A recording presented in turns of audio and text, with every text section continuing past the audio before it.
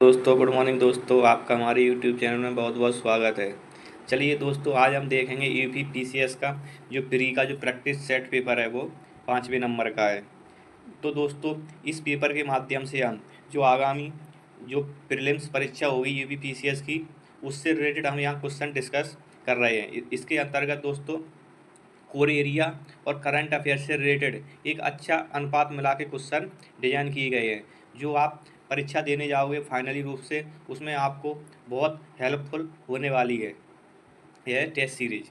तो दोस्तों, आप इन क्वेश्चनों को ध्यान से समझिए और इनको सॉल्व कीजिए। तो दोस्तों, जो गलतियां आप वहाँ करोगे फाइनली एग्जाम में, वो गलतियां अगर इसी टेस्ट पेपर के साथ हो जाएंगी तो आपकी जो सिलेक्शन के चांस हैं वो और स्टूडेंट की तुलना में जो प्रैक्टिस नहीं कर रहे हैं, केवल सिलेबस को रिवाइज तक ही सीमित किए हुए हैं, उनकी अपेक्षाकृत आप कहीं ना कहीं बढ़त हासिल करोगे सिलेक्शन की दृष्टि से। सो दोस्तों, वैसे भी जो किसी भी एग्जाम की जो प्रिपरेशन का जो लास्ट स्टेज होता है वो होता है दोस्तों प्रैक्टिस। यदि आप प्रैक्टिस नहीं करोगे तो आप अपनी गलतियों से दोस्तों अवेयर नहीं हो पाओगे, इसलिए प्रैक्टिस करना मोस्ट इम्पोर्टेंट है। तो चलिए दोस्तों, हम बिना टाइम वेस्ट किए हुए पहला क्वेश्चन डिस्कस करते हैं विद एक्सप्लेनेशन। तो दोस्तों, जो पहला क्वेश्चन है वो है, भारतीय संविधान की प्रस्तावना में न्याय के 3 भिन्न रूप सामाजिक, आर्थिक व राजनीतिक शामिल हैं, उनके संबंध में निम्न कथनों पर विचार कीजिए। तो पहला कथन है, इनकी सुरक्षा मौलिक अधिकार और नीति निर्देशक सिद्धांतों के विभिन्न उपबंधों के जरिए की जाती है। सेकंड है, सामाजिक, आर्थिक और राजनीतिक न्याय के इन तत्वों को फ्रांसीसी क्रांति से लिया गया है। उपयुक्त में से कौन सा कथन सही है? तो दोस्तों, इसमें से अपन को सिलेक्ट करना है कौन कौन से कथन करेक्ट हैं। तो जो इसका जो करेक्ट आंसर है पहले का वो है ए, क्योंकि भारतीय संविधान की प्रस्तावना में न्याय 3 भिन्न रूपों में शामिल है, सामाजिक, आर्थिक व राजनीतिक। इनकी सुरक्षा मौलिक अधिकार व नीति निर्देशक सिद्धांतों के विभिन्न उपबंधों के जरिए की जाती है। सामाजिक, आर्थिक और राजनीतिक न्याय के इन तत्वों को 1917 की रूसी क्रांति से लिया गया है, ना कि फ्रांसीसी क्रांति से। इस प्रकार दोस्तों, जो कथन फर्स्ट है वो करेक्ट है, जबकि सेकंड कथन है वो इनकरेक्ट है। अगला क्वेश्चन देखते हैं। तो क्वेश्चन नंबर 2, निम्नलिखित में से कौन सी विशेषता संसदीय शासन व्यवस्था की है? कूट के माध्यम से सही उत्तर चुनिए। तो पहला है दोहरी कार्यकारिणी, दूसरा है सामूहिक उत्तरदायित्व, तीसरा है राजनीतिक एकरूपता, चौथा है शक्तियों का विभेद। तो इसमें से कूट के माध्यम से सही ऑप्शन का सिलेक्शन करना है। तो जो करेक्ट आंसर है वो है दोस्तों इसका डी, क्योंकि संसदीय शासन व्यवस्था की निम्न विशेषताएं मानी जाती हैं। इसमें दोहरी कार्यकारिणी, बहुमत के दल का शासन, सामूहिक उत्तरदायित्व, राजनीतिक एकरूपता, दोहरी सदस्यता, प्रधानमंत्री का नेतृत्व, निचले सदन का विघटन होना तथा शक्तियों का सम्मिश्रण है। जबकि एकल कार्यकारिणी, एकल सदस्यता, राष्ट्रपति का नियंत्रण, निचले सदन का विघटन न होना तथा शक्तियों का विभेद राष्ट्रपति शासन व्यवस्था की विशेषताएं हैं। यहाँ दोहरी कार्यकारिणी का मतलब है कि राष्ट्रपति नाम मात्र के, जबकि प्रधानमंत्री वास्तविक प्रधान होते हैं। मंत्रिमंडल संसद के प्रति सामूहिक रूप से उत्तरदायी होता है तथा मंत्रिपरिषद के सदस्य एक ही राजनीतिक दल से संबंधित होते हैं, जिससे उनकी राजनीतिक विचारधारा लगभग एक समान होती है। अगला क्वेश्चन है दोस्तों थर्ड, इसमें कथन और कारण दिए गए हैं। तो दोस्तों कथन है ये, भारत के संविधान निर्माताओं ने संघीय सरकार व्यवस्था को अपनाया। इसका जो कारण है दोस्तों, उन्होंने महसूस किया कि संघीय व्यवस्था से न केवल सरकार की शक्ति बढ़ेगी बल्कि क्षेत्रीय स्वायत्तता एवं राष्ट्रीय एकता में अभिवृद्धि होगी। नीचे दिए गए कूट से सही उत्तर का चयन कीजिए। तो दोस्तों, जो करेक्ट आंसर है वो है दोस्तों इसका ए। अभिकथन ए एवं कारण आर दोनों सत्य हैं। कारण आर अभिकथन ए की सही व्याख्या है।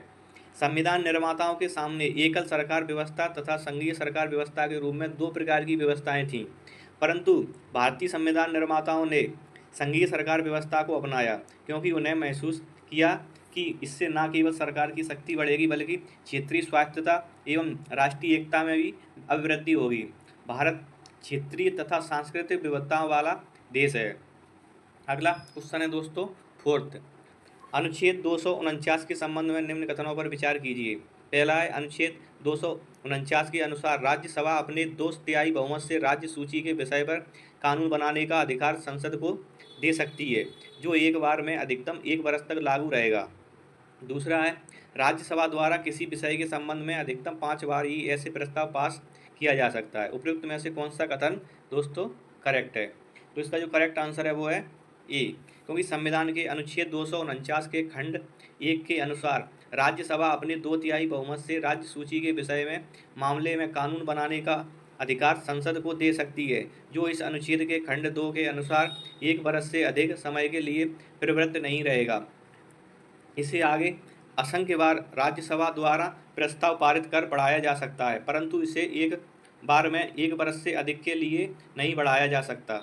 इस प्रकार दोस्तों जो कथन पहला है वो सही है, जबकि दूसरा है वो गलत है। अगला क्वेश्चन है दोस्तों 5, निम्न कथनों पर विचार कीजिए। पहला है, शंकरी प्रसाद केस 1951 ईस्वी में उच्चतम न्यायालय ने माना कि अनुच्छेद 368 के तहत संसद की संशोधन शक्ति में संविधान के भाग 3 के मौलिक अधिकारों में संशोधन करने की शक्ति शामिल नहीं है। दूसरा है, गोलकनाथ केस 1967 ईस्वी में उच्चतम न्यायालय ने निर्णय दिया कि संसद अनुच्छेद 368 के तहत संशोधन शक्ति का उपयोग संविधान के भाग 3 के मौलिक अधिकारों को कम करने या छीनने के लिए कर सकती है। उपयुक्त में से कौन सा कथन सही है? तो दोस्तों इसका करेक्ट आंसर है वो है डी, क्योंकि उच्चतम न्यायालय ने शंकरी प्रसाद केस में यह माना कि अनुच्छेद 368 के तहत संविधान के भाग 3 में संशोधन करने की शक्ति भी शामिल है, जबकि इस निर्णय को उसने गोलकनाथ केस में पलट दिया और कहा कि अनुच्छेद 368 के तहत संशोधन शक्ति का उपयोग संविधान के भाग 3 में गारंटीकृत मौलिक अधिकारों को कम करने या छीनने के लिए नहीं किया जा सकता। अगला क्वेश्चन है दोस्तों 6, निम्नलिखित राज्यों में से किन किन में अनुसूचित जनजातियों के लिए लोकसभा में स्थान आरक्षित नहीं है? दोस्तों क्वेश्चन को बहुत केयरफुली रीड करना है, क्योंकि क्वेश्चन में छोटी छोटी कीवर्ड छिपे होते हैं, इनके कारण आपका जो आंसर है वो एकदम गलत हो सकता है। इसलिए क्वेश्चन को दोस्तों अच्छे से रीड करें और समझें, उसके बाद दोस्तों आंसर पे जाएं।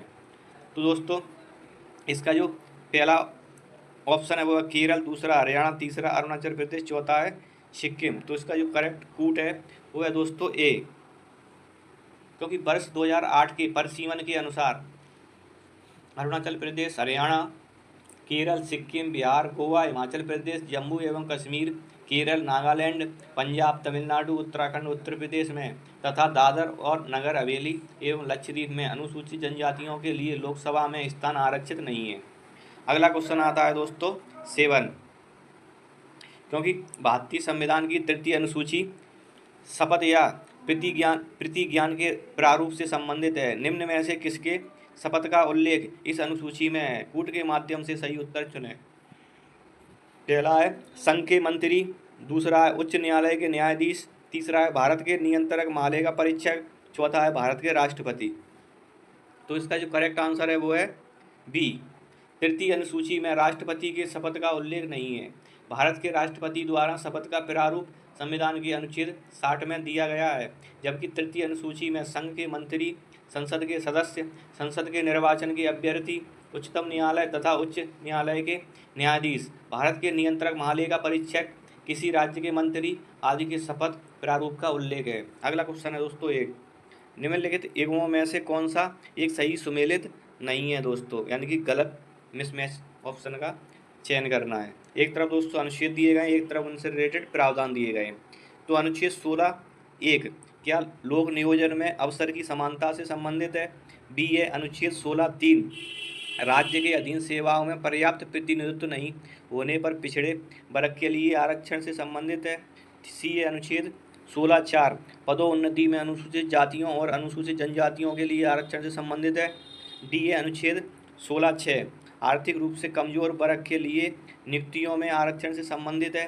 तो इसका जो करेक्ट आंसर रहने वाला है वो है दोस्तों बी, क्योंकि एवं बी सही सुमेलित नहीं है, क्योंकि अनुच्छेद 16(3) में संसद को किसी राज्य या केंद्र शासित प्रदेश की सरकार या उसके भीतर किसी स्थानीय या अन्य प्राधिकरण के अधीन किसी कार्यालय में निश्चित रोजगार या नियुक्ति की आवश्यकता के रूप में निवास निर्धारित करने के लिए कोई कानून बनाने से रोका नहीं गया है। अर्थात कोई राज्य निवास की अनिवार्यता लागू कर सकता है, जबकि पिछड़े वर्ग के लिए आरक्षण का प्रावधान अनुच्छेद 16(4) में किया गया है। अगला क्वेश्चन है दोस्तों 9, भारतीय संविधान में उप प्रधानमंत्री पद की कोई प्रावधान नहीं है, परंतु समय समय पर भारत में विभिन्न सरकारों में उप प्रधानमंत्री की नियुक्ति की गई। निम्न उप प्रधानमंत्री को उनके काल क्रमानुसार व्यवस्थित करके कूट के माध्यम से सही उत्तर चुनें। पहला है वाई चौहान, दूसरा है चौधरी चरण सिंह, तीसरा है मोरारजी देसाई, चौथा है देवीलाल। तो इसका जो करेक्ट आंसर है वो है सी, क्योंकि भारतीय संविधान में उप प्रधानमंत्री पद का कोई प्रावधान नहीं है, परंतु समय समय पर राजनीतिक दलों की सरकारों ने उप प्रधानमंत्री पद दिए, जिसमें सबसे पहले सरदार वल्लभ भाई पटेल को उप प्रधानमंत्री पद दिया गया था, जबकि मोरारजी देसाई 1967 से 69 ईस्वी तक, चौधरी चरण सिंह जनवरी 1979 जुलाई 1979 तक, वाई चौहान 1979 से 1980 ईस्वी तक, तथा देवीलाल 1989 से 1990 ईस्वी तक, तथा 1990 से 1991 ईस्वी तक उप प्रधानमंत्री रहे। अगला क्वेश्चन है दोस्तों 10, निम्न कथनों पर विचार कीजिए। पहला 73वां संविधान संशोधन अधिनियम 1992 24 मई 1993 को लागू हुआ। दूसरा, इस अधिनियम का अभिपालन करने वाला पहला राज्य राजस्थान था। उपयुक्त में से कौन सा कथन सही है? तो इसका जो करेक्ट आंसर रहने वाला है 10 का वो है डी, क्योंकि 73वां संविधान संशोधन अधिनियम 1992 24 अप्रैल 1993 को लागू हुआ और मध्य प्रदेश पहला राज्य था जिसने इस अधिनियम का अभिपालन किया। मध्य प्रदेश की विधानमंडल ने मध्य प्रदेश पंचायती राज अधिनियम 1993 अधिनियमित किया, जिसके तहत वहाँ 1994 में पंचायत चुनाव आयोजित किए गए। अगला क्वेश्चन है दोस्तों 11, कांग्रेस कार्य समिति द्वारा 1947 में भारत विभाजन के प्रस्ताव को स्वीकार करने पर किसने कहा था कि विभाजन को मंजूर करना कांग्रेस की राजनीतिक असफलता है? ए है खान अब्दुल गफ्फार खान, बी है गोविंद बल्लभ पंत, सी है अबुल कलाम आज़ाद, डी है पुरुषोत्तम दास टंडन। तो इसका जो करेक्ट आंसर है वो है दोस्तों सी, क्योंकि अब्दुल कलाम आज़ाद ने कांग्रेस कार्य समिति की बैठक में गोविंद बल्लभ पंत द्वारा प्रस्तुत भारत विभाजन के प्रस्ताव का समर्थन किया, परंतु उन्होंने कहा कि विभाजन को मंजूर करना कांग्रेस की राजनीतिक असफलता है। नेक्स्ट क्वेश्चन है दोस्तों 12, भारत छोड़ो आंदोलन प्रारंभ करने से पूर्व मुंबई में हुए अधिवेशन में अपने भाषण के दौरान गांधी जी ने निम्न बातें कहीं। पहली, सरकारी कर्मचारी नौकरी छोड़ें और कांग्रेस के प्रति अपने निष्ठा की घोषणा कर दें। दूसरा है, सैनिक अपने देशवासियों पर गोली चलाने से इनकार कर दें। तीसरा है दोस्तों, छात्र पढ़ाई छोड़कर आंदोलन में शामिल हों। चौथा है दोस्तों, राजा महाराजा भारतीय जनता की प्रभुसत्ता स्वीकार करें। उपयुक्त में से कौन सा कथन सत्य है? तो इसका जो करेक्ट आंसर है वो है ए, क्योंकि भारत छोड़ो आंदोलन प्रारंभ करने से पूर्व मुंबई के ग्वालियर टैंक में हुए कांग्रेस के अधिवेशन में अपने भाषण के दौरान गांधी जी ने जो बातें कहीं वे निम्न हैं। पहली बात, सरकारी कर्मचारी नौकरी ना छोड़ें लेकिन कांग्रेस के प्रति अपनी निष्ठा की घोषणा कर दें। दूसरा, छात्र तभी पढ़ाई छोड़ें जब आज़ादी प्राप्त हो जाने तक अपने इस निर्णय पर दृढ़ रह सकें।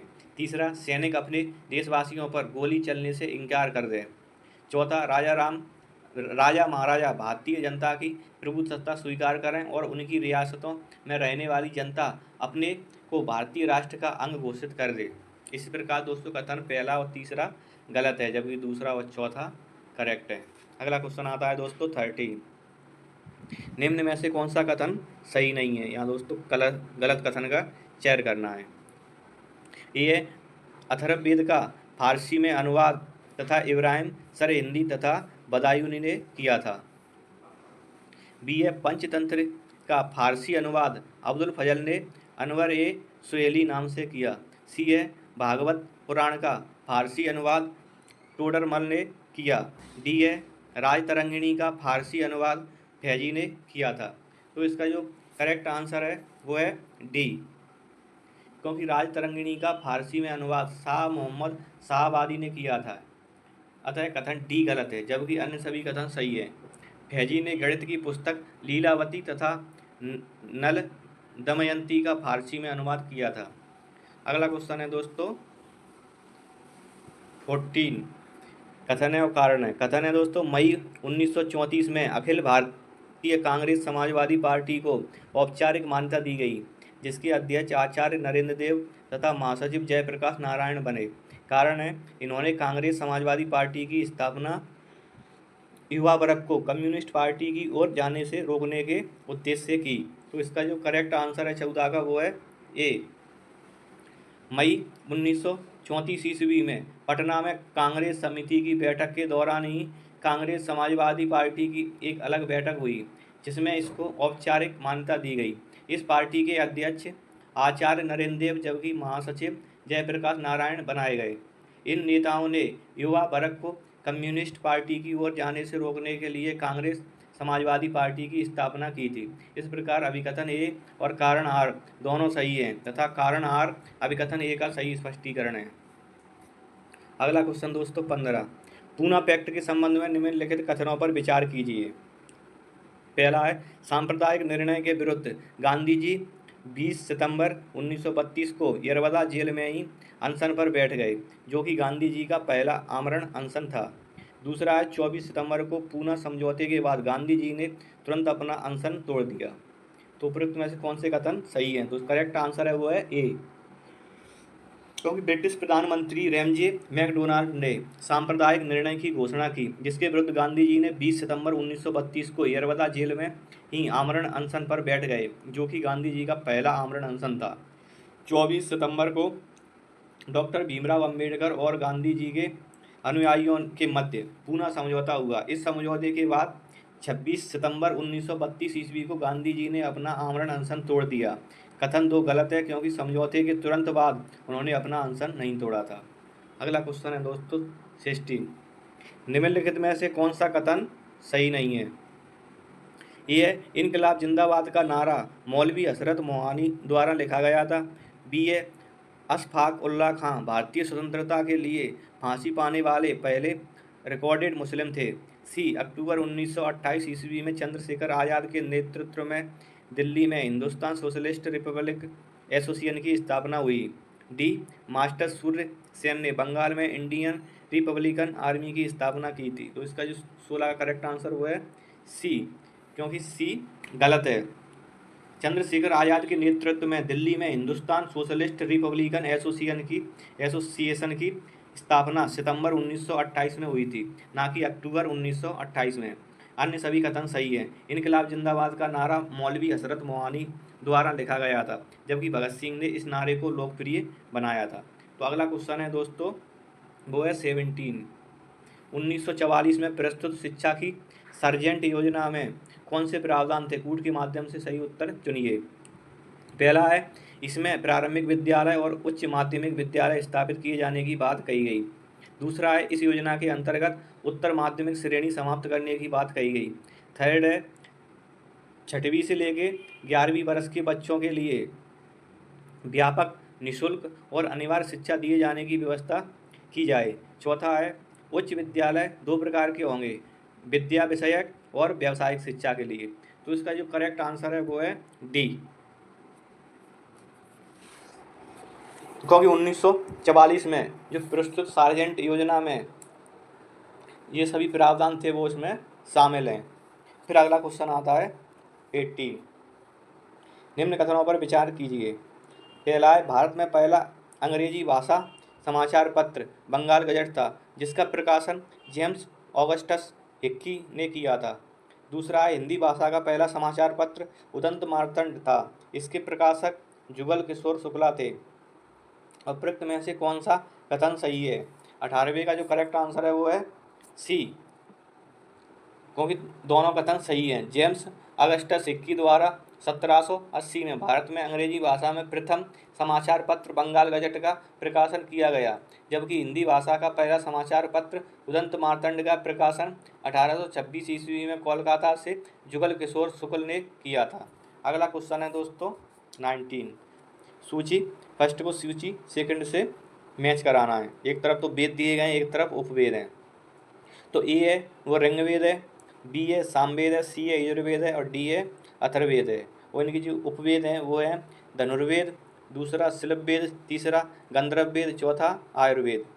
तो इसकी जो करेक्ट मैचिंग है वो है आंसर में बी में, क्योंकि जो वेद ऋग्वेद है उसका जो उपवेद है वो आयुर्वेद है, जो सामवेद है वो गंधर्व वेद है, यजुर्वेद है उसका उपवेद है वो धनुर्वेद है, और जो अथर्ववेद का है वो शिल्पवेद है। तो अगला क्वेश्चन आता है 20, मौर्य प्रशासन के संबंध में अर्थशास्त्र में 18 तीर्थ का उल्लेख मिलता है, जिसमें प्रत्येक तीर्थ एक अलग विभाग का उत्तरदायित्व संभालता था। निम्न में से कौन सा सुमेलित नहीं है? तीर्थ दिए गए एक तरफ विभाग दिए गए। ये है समाहर्ता विभाग, इसका राजकीय कोषाध्यक्ष था गया। बी है प्रशासता, इसका विभाग राजकीय कागजातों को सुरक्षित रखने वाला प्रधान अधिकारी था क्या। सी है कर्मांतिक, इसका जो विभाग है वो उद्योग धंधों का प्रधान निरीक्षक था गया। और डी है दंडपाल, इसका जो विभाग था वो सेना के सामग्रियों को जुटाने वाला प्रधान अधिकारी था, इसके पास जो विभाग था। तो दोस्तों इसका जो करेक्ट आंसर है 20 का वो है ए, क्योंकि ये युग्म सही सुमिलित नहीं है। समाहर्ता राजस्व विभाग का प्रधान अधिकारी होता था, जबकि सांध्यता राजकीय कोषाध्यक्ष होता था। अन्य सभी युग्म दोस्तों सही सुमेलित हैं। अगला क्वेश्चन है 21।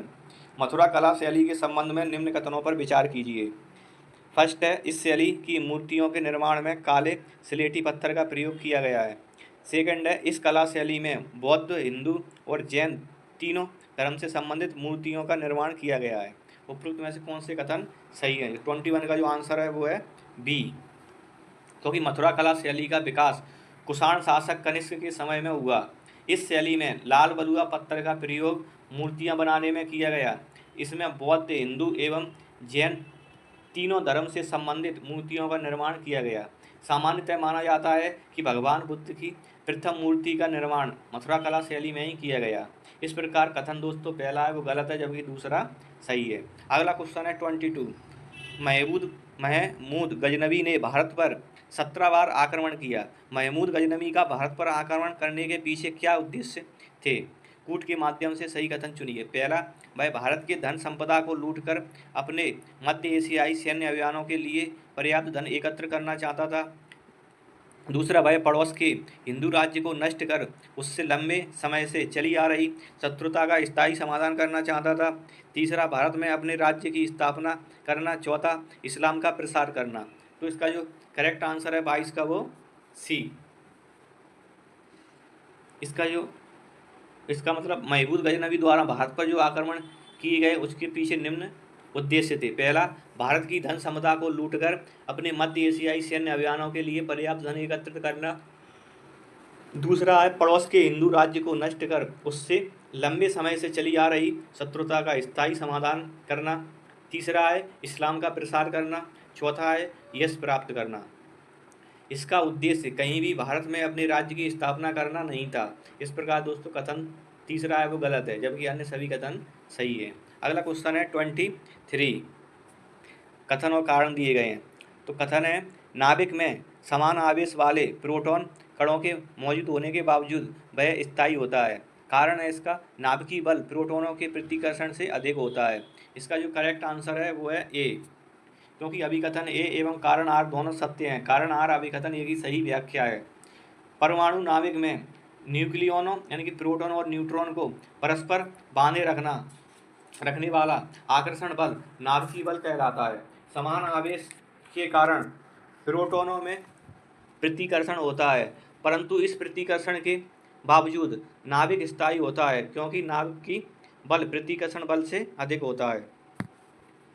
अगला क्वेश्चन है 24।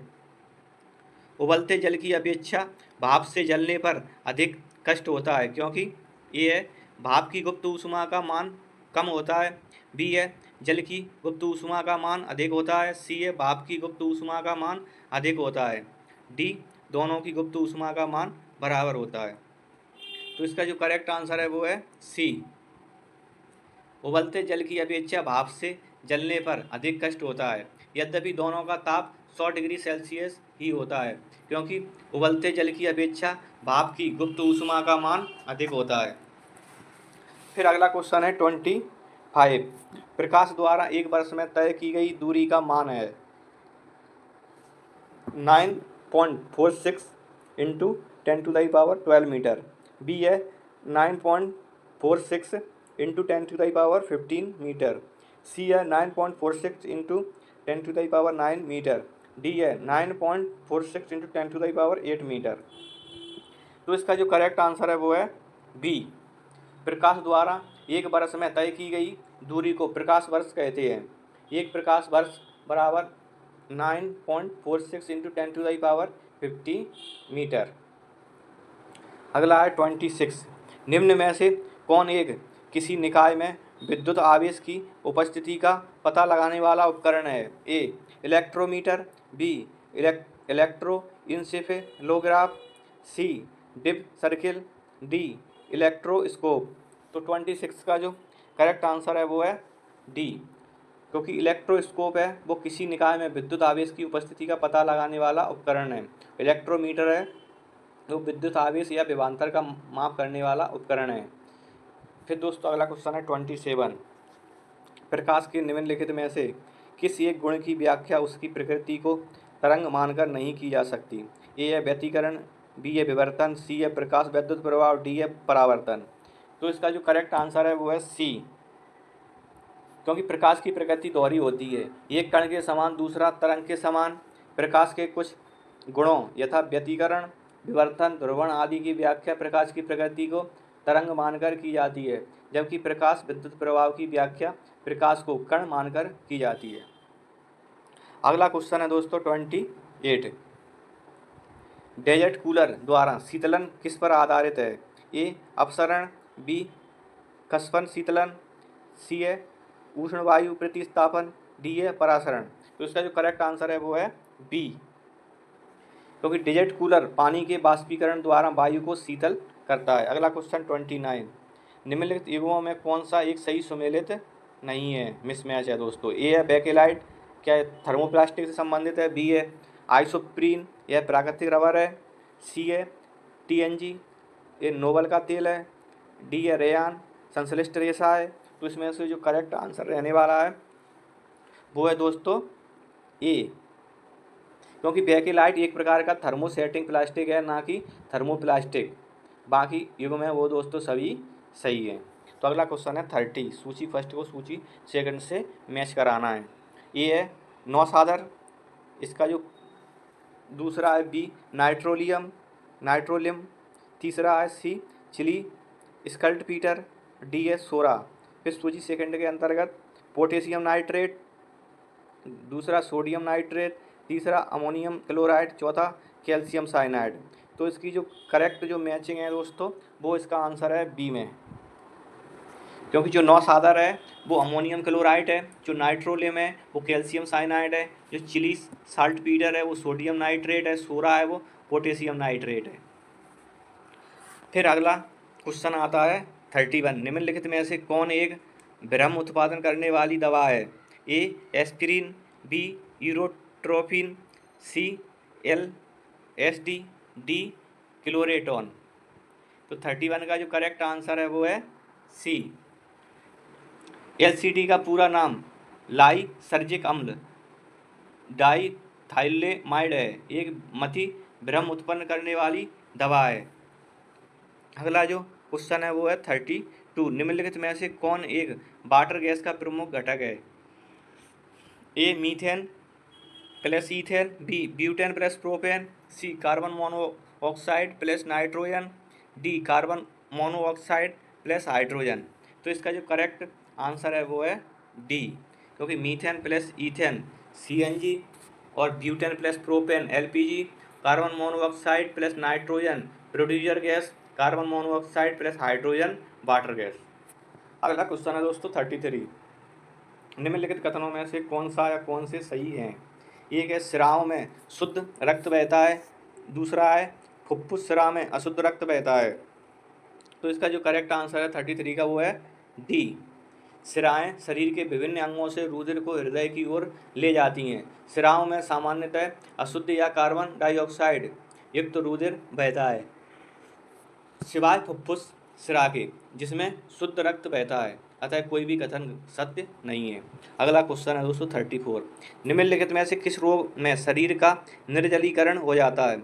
ए कांस रोग, बी एडिसन रोग, सी कसिंग रोग, डी ब्रिलिज्म रोग।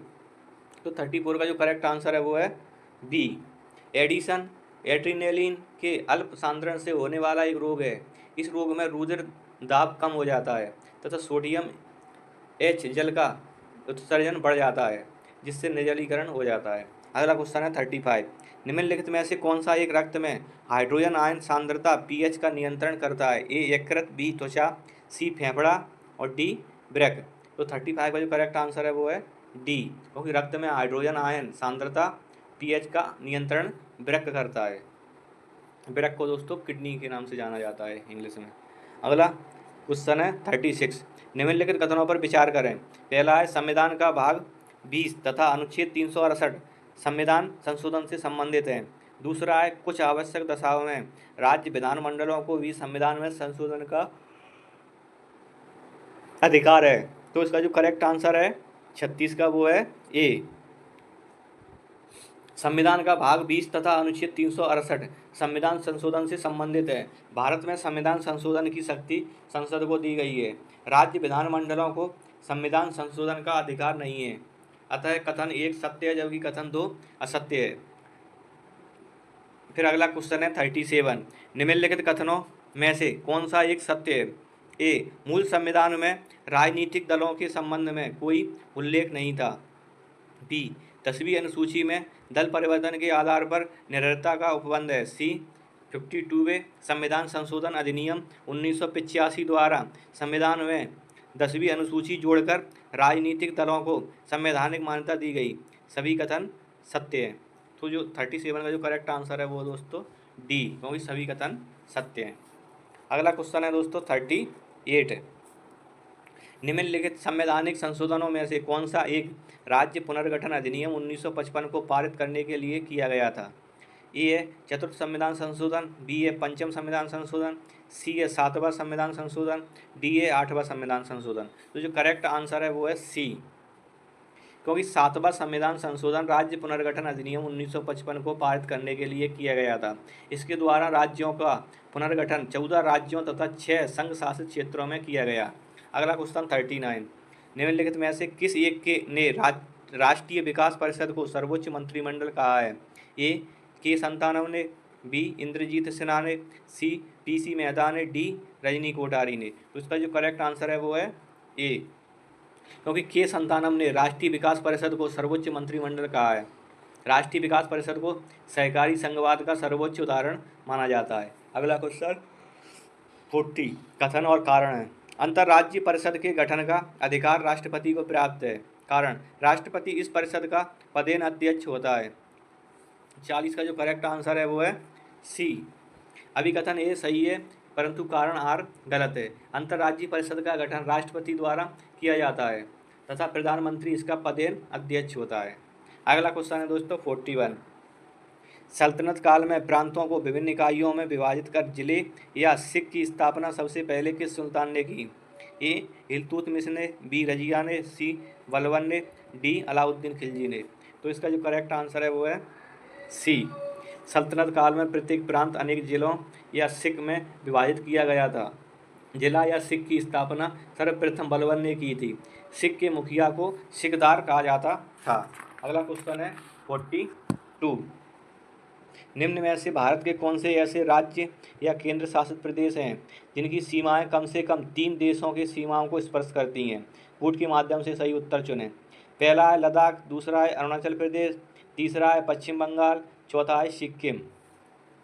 तो इसका जो करेक्ट आंसर होने वाला है वो है ए, क्योंकि लद्दाख केंद्र शासित प्रदेश की सीमा पाकिस्तान, अफगानिस्तान तथा चीन को, अरुणाचल प्रदेश की सीमा चीन, म्यांमार, भूटान को, पश्चिम बंगाल की सीमा बांग्लादेश को, नेपाल को, भूटान को तथा सिक्किम की सीमा नेपाल को, चीन को, भूटान को स्पर्श करती है। इस प्रकार यह सभी राज्य एवं केंद्र के शासित प्रदेशों की सीमा 3 देशों को स्पर्श करती है। अगला क्वेश्चन है 43। निम्न में से किस नगर को कोच्चि का जुड़वा नगर कहा जाता है? ए है कोट्टायम, बी है एर्नाकुलम, सी है त्रिचूर, डी है तिरुवनंतपुरम। तो 43 का जो करेक्ट आंसर है वो है बी, एर्नाकुलम नगर को कोच्चि नगर का जुड़वा नगर कहा जाता है। अगला क्वेश्चन है 44। निम्न कथनों पर विचार कीजिए। पहला है 2011 की जनगणना के अनुसार भारत में 40 लाख से अधिक जनसंख्या वाले नगरीय संकुलनों या नगरों की संख्या 9 है। दूसरा है इन 9 महानगरों में देश की कुल नगरीय जनसंख्या का 21.8% भाग निवास करती है। तो उपयुक्त कौन सा कथन दोस्तों सत्य है? तो इसके जो करेक्ट आंसर है 44 का वो है ए। क्योंकि 2011 की जनगणना के अनुसार 40 लाख से अधिक जनसंख्या वाले नगर संकुलनों या नगरों की कुल संख्या 9 है, जबकि 2001 में ऐसे नगरों की कुल संख्या 7 थी। इन 9 महानगरों में देश की कुल नगरीय जनसंख्या का 23.8% भाग निवास करता है। इस प्रकार दोस्तों कथन पहला सही है, जबकि कथन दूसरा गलत है। अगला क्वेश्चन है 45।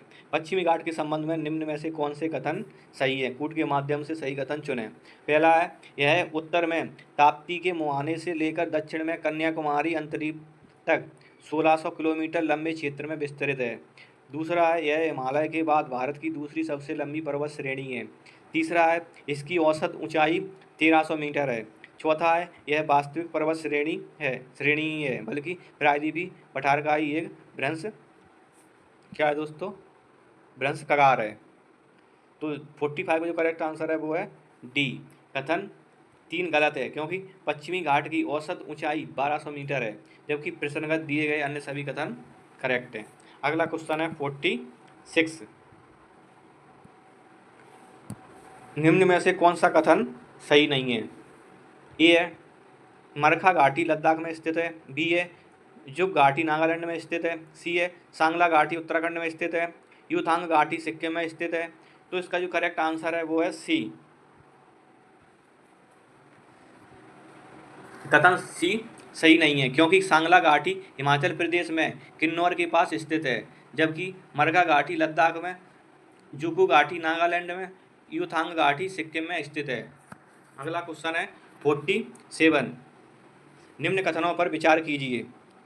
पहला, राष्ट्रीय ग्रीन इंडिया मिशन को 20 फरवरी 2014 को मंजूरी प्रदान की गई। दूसरा, इस मिशन के तहत अगले 1 दशक में 2 करोड़ हेक्टेयर भूमि पर वन आवरण का लक्ष्य रखा गया। उपयुक्त में से कौन से कथन सही है? तो दोस्तों जो करेक्ट आंसर है वो है ए। देश में वन क्षेत्र को बढ़ाने और उसकी स्थिति में सुधार लाने के उद्देश्य से राष्ट्रीय ग्रीन इंडिया मिशन को केंद्र सरकार ने 20 फरवरी 2014 को स्वीकृति प्रदान की। इस मिशन के तहत अगले 1 दशक में 1 करोड़ हेक्टेयर भूमि पर वन आवरण का लक्ष्य रखा गया था। मिशन के कुल परिव्यय राशि में केंद्र एवं राज्य का अनुपात 75:25 निर्धारित किया गया था, जबकि पूर्वोत्तर राज्यों के लिए यह 90:10 रखा गया। अगला क्वेश्चन है 48। कौन से कारक महासागरीय धाराओं की उत्पत्ति को प्रभावित करते हैं? कूट के माध्यम से सही उत्तर चुनिए। पहला है पृथ्वी की आकृति। दूसरा है तापमान में भिन्नता। तीसरा है लवणता में भिन्नता। चौथा है पृथ्वी का परिभ्रमण। तो इसका जो करेक्ट आंसर है 48 का वो है डी। महासागरीय धाराओं की उत्पत्ति कई कारकों पर निर्भर करती है। इन कारकों में पृथ्वी की आकृति, पृथ्वी का परिभ्रमण गति, वायुदाब बाष्पीकरण, ताप में भिन्नता, लवणता में भिन्नता, हिम का पिघलना तथा हवाओं आदि का महत्वपूर्ण योगदान होता है। इन धाराओं की उत्पत्ति में पृथ्वी की परिक्रमण गति का कोई योगदान नहीं होता। अगला क्वेश्चन है 49। सूची 1 को सूची 2 से मिलाना है। एक तरफ शहद दिए गए, एक तरफ दोस्तों नदी। ये है रॉटरडैम क्या चाओ फ्राया नदी पर है। दूसरा है हैम्बर्ग क्या डैन्यूब नदी पर है। तीसरा है बुडापेस्ट क्या एल्बो नदी पर है। डी है बैंकॉक क्या राइन नदी पर है। तो इसका जो करेक्ट मैचिंग है वो है दोस्तों सी। करेक्ट आंसर इज सी, क्योंकि रॉटरडैम शहर राइन नदी के और हैम्बर्ग एल्ब नदी के और बुडापेस्ट डैन्यूब नदी के तथा बैंकॉक चाओ फ्राया नदी के किनारे स्थित है। चाओ फ्राया नदी को मैनाम नदी के नाम से भी जाना जाता है। तो दोस्तों अभिकथन, अगला क्वेश्चन है दोस्तों 50। तो इसमें अभिकथन और कारण दिए गए हैं। अभिकथन ए, विश्व के अधिकांश उष्ण मरुस्थल 15 डिग्री से 30 डिग्री उत्तरी एवं दक्षिणी अक्षांशों के मध्य महाद्वीपों के पूर्वी किनारे पर स्थित हैं। कारण है व्यापारिक पवनें जैसे जैसे पश्चिम की ओर जाती हैं उनकी नमी और आर्द्रता में कमी आती जाती है। तो दोस्तों नीचे दिए गए कूट से सही उत्तर का चयन कीजिए। तो करेक्ट आंसर है वो है डी, क्योंकि अभिकथन ए गलत है, जबकि कारण आर सही, क्योंकि विश्व के अधिकांश उष्ण मरुस्थल 15 डिग्री से 30 डिग्री उत्तरी एवं दक्षिणी अक्षांशों के मध्य महाद्वीपों के पश्चिमी किनारे पर पाए जाते हैं, न कि पूर्वी किनारे पर। इस क्षेत्र में व्यापारिक हवाएं उत्तरी गोलार्ध में उत्तर पूर्व से, दक्षिण गोलार्ध में दक्षिण पूर्व से आती हैं और महाद्वीप के पश्चिमी भाग तक पहुंचने पर यह शुष्क हो जाती हैं। इससे इस क्षेत्र में वर्षा नगण्य होती है और इस क्षेत्र में मरुस्थल बनने के कारकों में से एक महत्वपूर्ण कारक है। फिर दोस्तों अगला क्वेश्चन है 51। स्टॉकहोम समझौते के संबंध में निम्न में से कौन से कथन सही हैं? कूट के माध्यम से सही कथन चुनें। पहला है, यह संयुक्त राष्ट्र संघ के तत्वावधान में 5 जून 1972 को स्टॉकहोम में पर्यावरण सुरक्षा के लिए विश्वव्यापी स्तर पर प्रथम प्रयास था। दूसरा है, इस कार्यक्रम का मुख्य उद्देश्य पर्यावरण के प्रति जागरूकता लाते हुए राजनीतिक चेतना जागृत करना और आम जनता को प्रेरित करना था। तीसरा है, इस सम्मेलन में ही 5 जून को विश्व पर्यावरण दिवस घोषित किया गया। अगला क्वेश्चन है दोस्त, अगला कथन है, इस सम्मेलन में पर्यावरण संकट को दूर करने के लिए 25 सूत्री घोषणा पत्र तैयार किया गया। तो इसका जो करेक्ट आंसर है वो है ए, क्योंकि जो सभी कथन हैं वो दोस्तों सही हैं। अगला है 52। इसमें दोस्तों नीचे दिए गए विटामिनों में से किन किन का आंत के बैक्टीरिया द्वारा संश्लेषण होता है? कूट के माध्यम से सही उत्तर चुनें। तो पहला है विटामिन B6, दूसरा है विटामिन H बायोटिन, तीसरा है विटामिन B12, चौथा है विटामिन B3। तो इसका जो करेक्ट आंसर है 52 का वो है डी, क्योंकि प्रसंगत दिए गए विटामिनों में से विटामिन B6, विटामिन H अर्थात बायोटिन तथा विटामिन B12 का आंत के बैक्टीरिया संश्लेषण करते हैं। अगला क्वेश्चन है 53। नीचे दो कथन दिए गए हैं जिनमें से एक की अभिकथन ए और दूसरे को कारण आर कहा गया है। तो अभिकथन ए, उपकला ऊतक यानी कि एपिथेलियल टिश्यू यानी कि छत ऊतकों पर शीघ्रतापूर्वक पुनर्उत्पादित होकर घावों को भरने में सहायता करती है। कारण है, उपकला कोशिकाओं में विभाजन की क्षमता के कारण पुनरुद्भवन की बहुत क्षमता पाई जाती है। उपयुक्त में से दोस्तों कौन सा उत्तर सही है, चयन करें दोस्तों। फिर दोस्तों इसका जो करेक्ट आंसर है वो है ए, क्योंकि उपकला ऊतक जंतु के शरीर की त्वचा एवं खोखले अंतरांगों जैसे मुखगुहा, श्वास नली, आहार नाल तथा रुधिर वाहिनियों आदि के बाहरी तथा भीतरी भागों का रक्षात्मक आवरण बनाते हैं। एपिथीलियम कोशिकाओं में विभाजन की क्षमता के कारण पुनरुद्भवन की बहुत क्षमता होती है, अतः छत ऊतकों पर शीघ्रतापूर्वक पुनरुत्पादित होकर के घावों के भरने में सहायता करती है। इसके अतिरिक्त त्वचा तथा संवेदनाओं को उपकलाएं संवेदना ग्रहण का कार्य करती हैं। इस प्रकार अभिकथन ए तथा कारण आर दोनों सही है। कारण आर अभिकथन ए का सही स्पष्टीकरण है। अगला क्वेश्चन है 54। नीचे दो कथन दिए गए हैं जिनमें से एक को अभिकथन ए और दूसरे को कारण आर कहा गया है। अभिकथन ए, लार भोजन के साथ आए बैक्टीरिया को नष्ट कर देता है। कारण आर, लार में माल्टेज एंजाइम पाया जाता है। तो इसका जो करेक्ट आंसर है 54 का वो है बी, भोजन का पाचन मुख गुहा से ही प्रारंभ हो जाता है। मुख में लार ग्रंथियां पाई जाती हैं जिनसे लार निकलता है। इस लार में टाइलिन, माल्टेज तथा पॉलीसैकेरेडेस एंजाइम होता है। इनमें से पॉलीसैकेरेडेस एंजाइम बैक्टीरिया की कोशिका भित्ति को घोलकर बैक्टीरिया को नष्ट करता है, जबकि माल्टेज एंजाइम द्वारा कुछ माल्टेज शर्करा ग्लूकोज में बदल दी जाती है। इस प्रकार अभिकथन ए और कारण आर दोनों सही है, परंतु कारण आर अभिकथन ए की सही व्याख्या नहीं है। अगला क्वेश्चन है 55। लाइकेन के संबंध में कौन सा कथन सही नहीं है?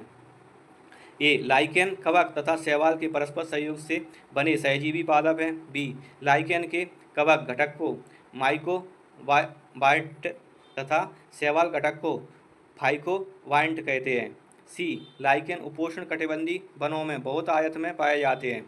डी, लाइकेन में चट्टानों का क्षरण करके खनिजों को अलग करने की क्षमता होती है।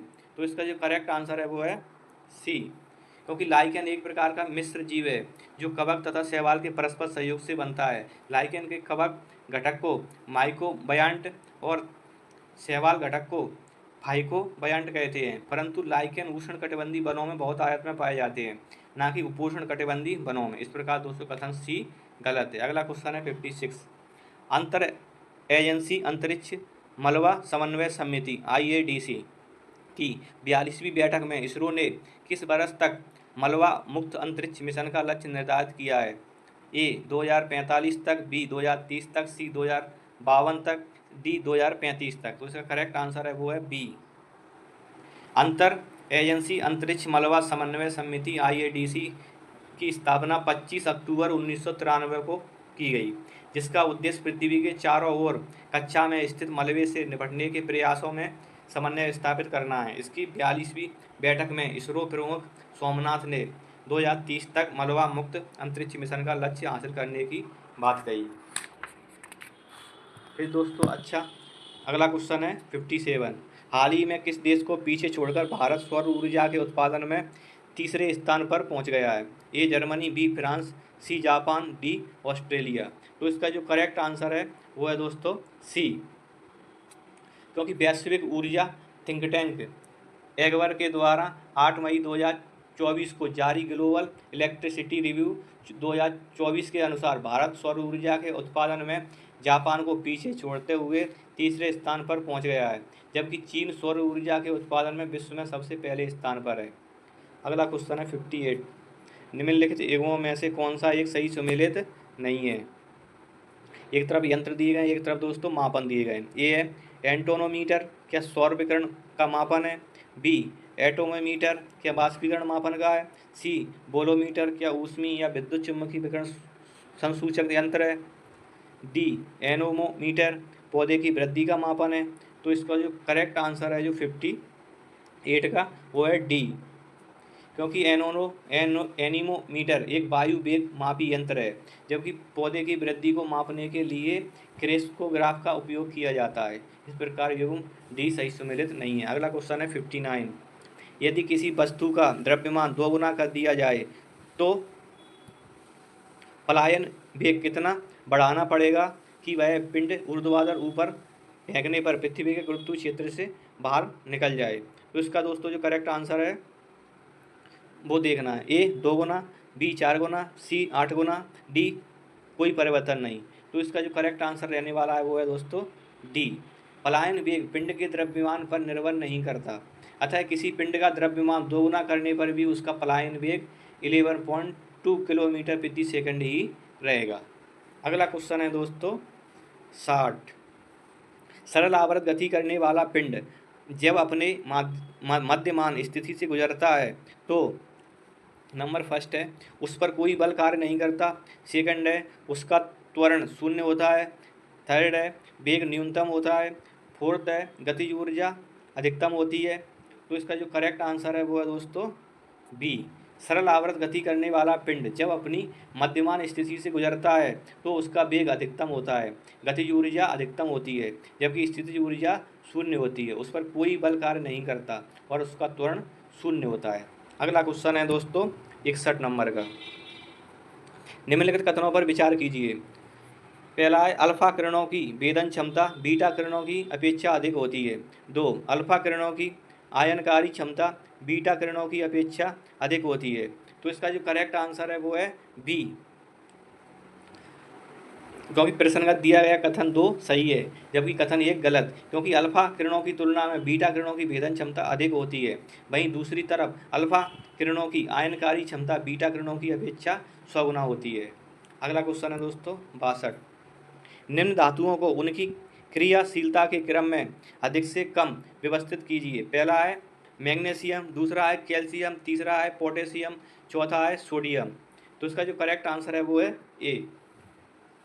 प्रश्नगत दी गई धातुओं में सबसे क्रियाशील पोटेशियम होती है, उसके बाद क्रम से सोडियम, कैल्शियम, मैग्नीशियम, एल्यूमिनियम तथा जस्ता है। अगला क्वेश्चन है दोस्तों 63। अप्रैल 2024 में उत्तर प्रदेश के 6 नए उत्पादों को GI टैग प्रदान किया गया है, उनमें निम्न में से कौन से शामिल हैं? कूट के माध्यम से सही उत्तर चुनें। पहला है तिरंगी बर्फी, दूसरा है थारू कढ़ाई, जरदोजी शिल्प, चौथा है हैंड ब्लॉक प्रिंट टेक्सटाइल। तो इसका जो करेक्ट आंसर है वो है डी, क्योंकि अप्रैल 2024 में उत्तर प्रदेश के 6 नए उत्पादों को GI टैग प्रदान किया गया है, जो निम्न है तिरंगी barfi Varanasi, metal casting craft Varanasi, Tharu कढ़ाई लखीमपुर खीरी बेंत और बांस शिल्प बरेली और जरदोजी शिल्प Bareilly, hand block print textile Pilkhuwa Hapur.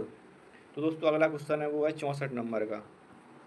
National Fertilizers Limited (NFL) company के संदर्भ में निम्नलिखित में से कौन से कथन सही हैं? कूट के माध्यम से सही कथन चुनें। पहला है, इस कंपनी को अप्रैल 2024 में नवरत्न कंपनी का दर्जा प्रदान किया गया है। दूसरा है, इसकी स्थापना अगस्त 1974 ईस्वी में की गई थी। तीसरा है, इसका पंजीकृत कार्यालय नई दिल्ली में है। चौथा, इसका कॉरपोरेट कार्यालय मुंबई में स्थित है। तो 64 का जो करेक्ट आंसर है वो है सी। नेशनल फर्टिलाइजर लिमिटेड कंपनी, जिसे हाल ही में अप्रैल 2024 में नवरत्न कंपनी का दर्जा प्रदान किया गया है, की स्थापना अगस्त 1974 में की गई। इसका पंजीकृत कार्यालय नई दिल्ली में तथा कॉरपोरेट कार्यालय नोएडा में है। यह देश की दूसरे सबसे बड़ी यूरिया उत्पादक कंपनी है। अगला क्वेश्चन है दोस्तों 65 नंबर का। निम्न कथनों पर विचार कीजिए। पहला है, 5 जुलाई 2021 को निपुण भारत मिशन को लॉन्च किया गया। दूसरा, इसका उद्देश्य कक्षा 3 के स्तर तक के बच्चों को बुनियादी साक्षरता तथा संख्यात्मक योग्यता सुनिश्चित करना है। तो 65 का सी, करेक्ट आंसर सी। कक्षा 3 के स्तर तक के बच्चों को बुनियादी साक्षरता तथा संख्यात्मक योग्यता सुनिश्चित करने के उद्देश्य से 5 जुलाई 2021 को निपुण भारत मिशन को लॉन्च किया गया। इसे केंद्र प्रायोजित समग्र शिक्षा योजना के अंतर्गत शुरू किया गया है। अगला क्वेश्चन है दोस्तों 66। निम्न कथनों पर विचार कीजिए। नंबर 1, मिशन अमृतसर सरोवर का प्रारंभ 24 जून 2022 को किया गया। दूसरा, इसका उद्देश्य भविष्य की पीढ़ी के लिए जल संग्रहण और जल संरक्षण को बढ़ावा देना है। उपरोक्त में से कौन सा कथन सही है? तो 66 का आंसर इज बी।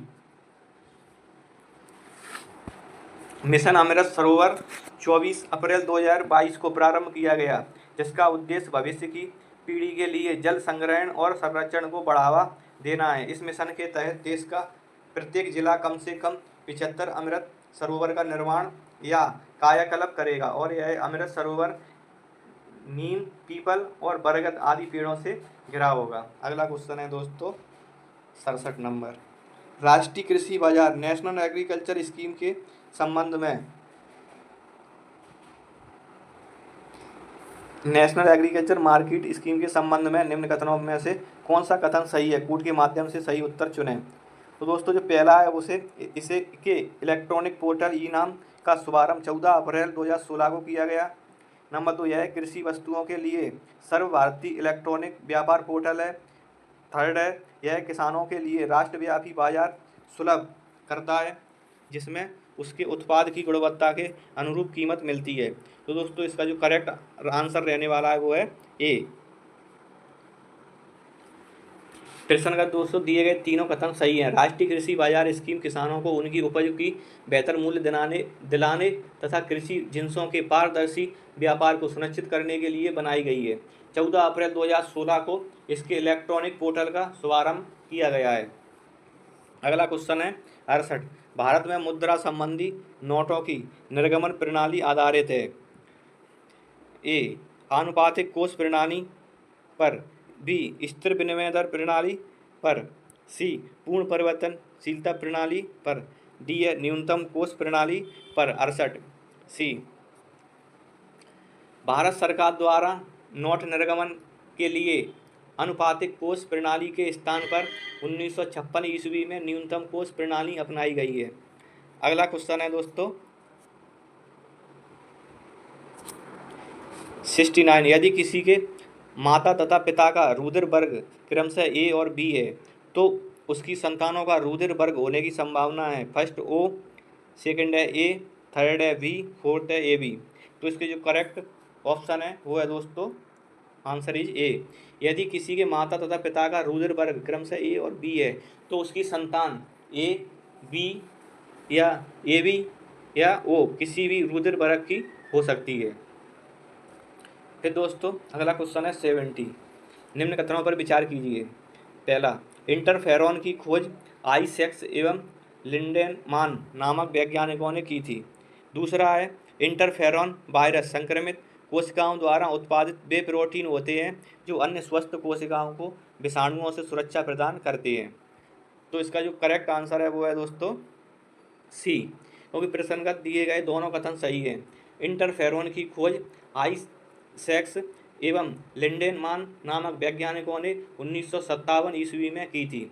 यह वायरस संक्रमित कोशिकाओं द्वारा उत्पादित वे प्रोटीन होते हैं जो अन्य स्वस्थ कोशिकाओं को विषाणुओं से सुरक्षा प्रदान करते हैं। तो अगला क्वेश्चन है वो है 71। निम्न में से कौन सा कथन सही नहीं है? ए, मानव की खोपड़ी में कुल 29 अस्थियां होती हैं। बी, मानव में 14 जोड़ी पसलियां होती हैं। सी, मानव के दोनों अग्रपादों अर्थात हाथ ने कुल 60 अस्थियां होती हैं।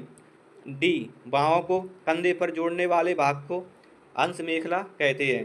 तो 71 का जो करेक्ट आंसर है वो है दोस्तों बी। कथन बी गलत है, क्योंकि मानव में 12 जोड़ी अर्थात 24 पसलियां होती हैं। मानव की खोपड़ी में कुल 29 अस्थियां, मानव के दोनों अग्रपादों में कुल 60 अस्थियां तथा दोनों पश्च पादों में भी कुल 60 अस्थियां होती हैं। बाहों को कंधे पर जोड़ने वाले भाग को अंश मेखला तथा टांगों को चूल्हे पर जोड़ने वाले भाग को श्रेणी मेखला कहते हैं। अगला क्वेश्चन है 72। ब्रायोफाइटा संघ के संबंध में निम्न में से कौन सा कथन दोस्तों गलत है? ए, इनमें संवहन ऊतक तथा वास्तविक जड़ों का अभाव होता है।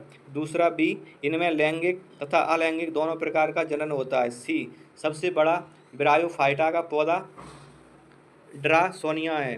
डी, ब्रायोफाइटा के पौधे मृदा अपरदन को रोकने में सहायक नहीं होते हैं। तो दोस्तों इसका जो करेक्ट आंसर है वो है डी, क्योंकि ब्रायोफाइटा संघ के पौधे मृदा अपरदन को रोकने में सहायक होते हैं। ब्रायोफाइटा भ्रूण बनाने वाले पौधों एम्ब्रियोफाइटा का सबसे साधारण व आद्य समूह है। इनमें संवहन ऊतक तथा वास्तविक जड़ों का अभाव होता है। जड़ों के स्थान पर मूलावास पाए जाते हैं। अधिकतर ब्रायोफाइटा में क्लोरोफिल पाया जाता है, जिससे वह स्वपोषी होते हैं। अगला क्वेश्चन 73। निम्न दलहनी फसलों में पाई जाने वाली प्रोटीन की मात्रा के क्रम अधिक से कम में व्यवस्थित कीजिए तथा कूट के माध्यम से सही उत्तर चुनिए। पहला है उड़द, दूसरा है अरहर, तीसरा है मूंग, चौथा है सोयाबीन। तो इसका जो करेक्ट आंसर है वो है दोस्तों ए, दलहनी फसलों में सबसे अधिक प्रोटीन सोयाबीन में 45%, मूंग तथा मसूर में 25%, उड़द में 24%, अरहर में 20 से 21%, लोबिया में 23% तक पाई जाती है। अगला क्वेश्चन है 74। भातवाड़ी यानी कि मरवाड़ी का युद्ध कब और किसके मध्य हुआ था?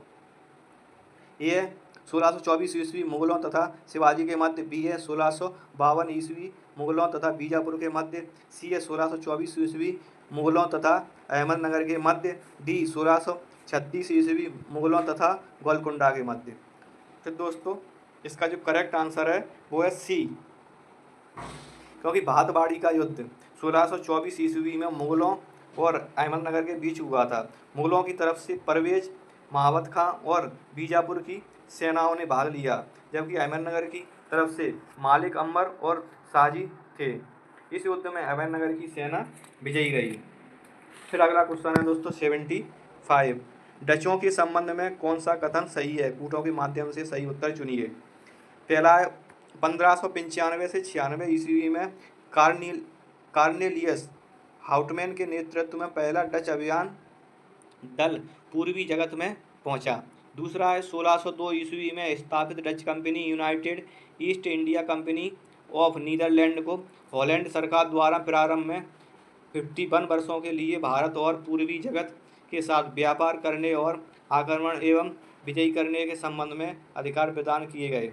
तीसरा है डचों ने भारत से मसाले के व्यापार को बढ़ावा दिया। चौथा, औरंगजेब ने 1664 ईस्वी में 3.5% वार्षिक चुंगी पर बंगाल, बिहार और उड़ीसा में व्यापार करने का अधिकार डचों को दिया। तो इसका दोस्तों जो करेक्ट आंसर है वो कौन सा है?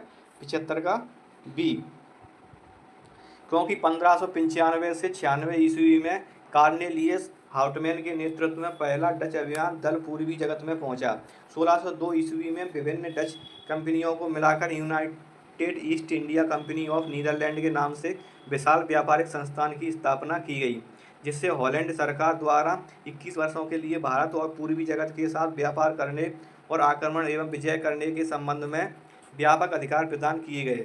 डचों ने पुर्तगालियों के विपरीत भारत से मसाले के स्थान पर भारतीय कपड़ों के निर्यात को अधिक महत्व दिया। तो वहीं दूसरी तरफ औरंगजेब ने 1664 ईस्वी में डचों को 3.5% वार्षिक चुंगी पर बंगाल, बिहार, उड़ीसा में व्यापार करने का अधिकार दिया।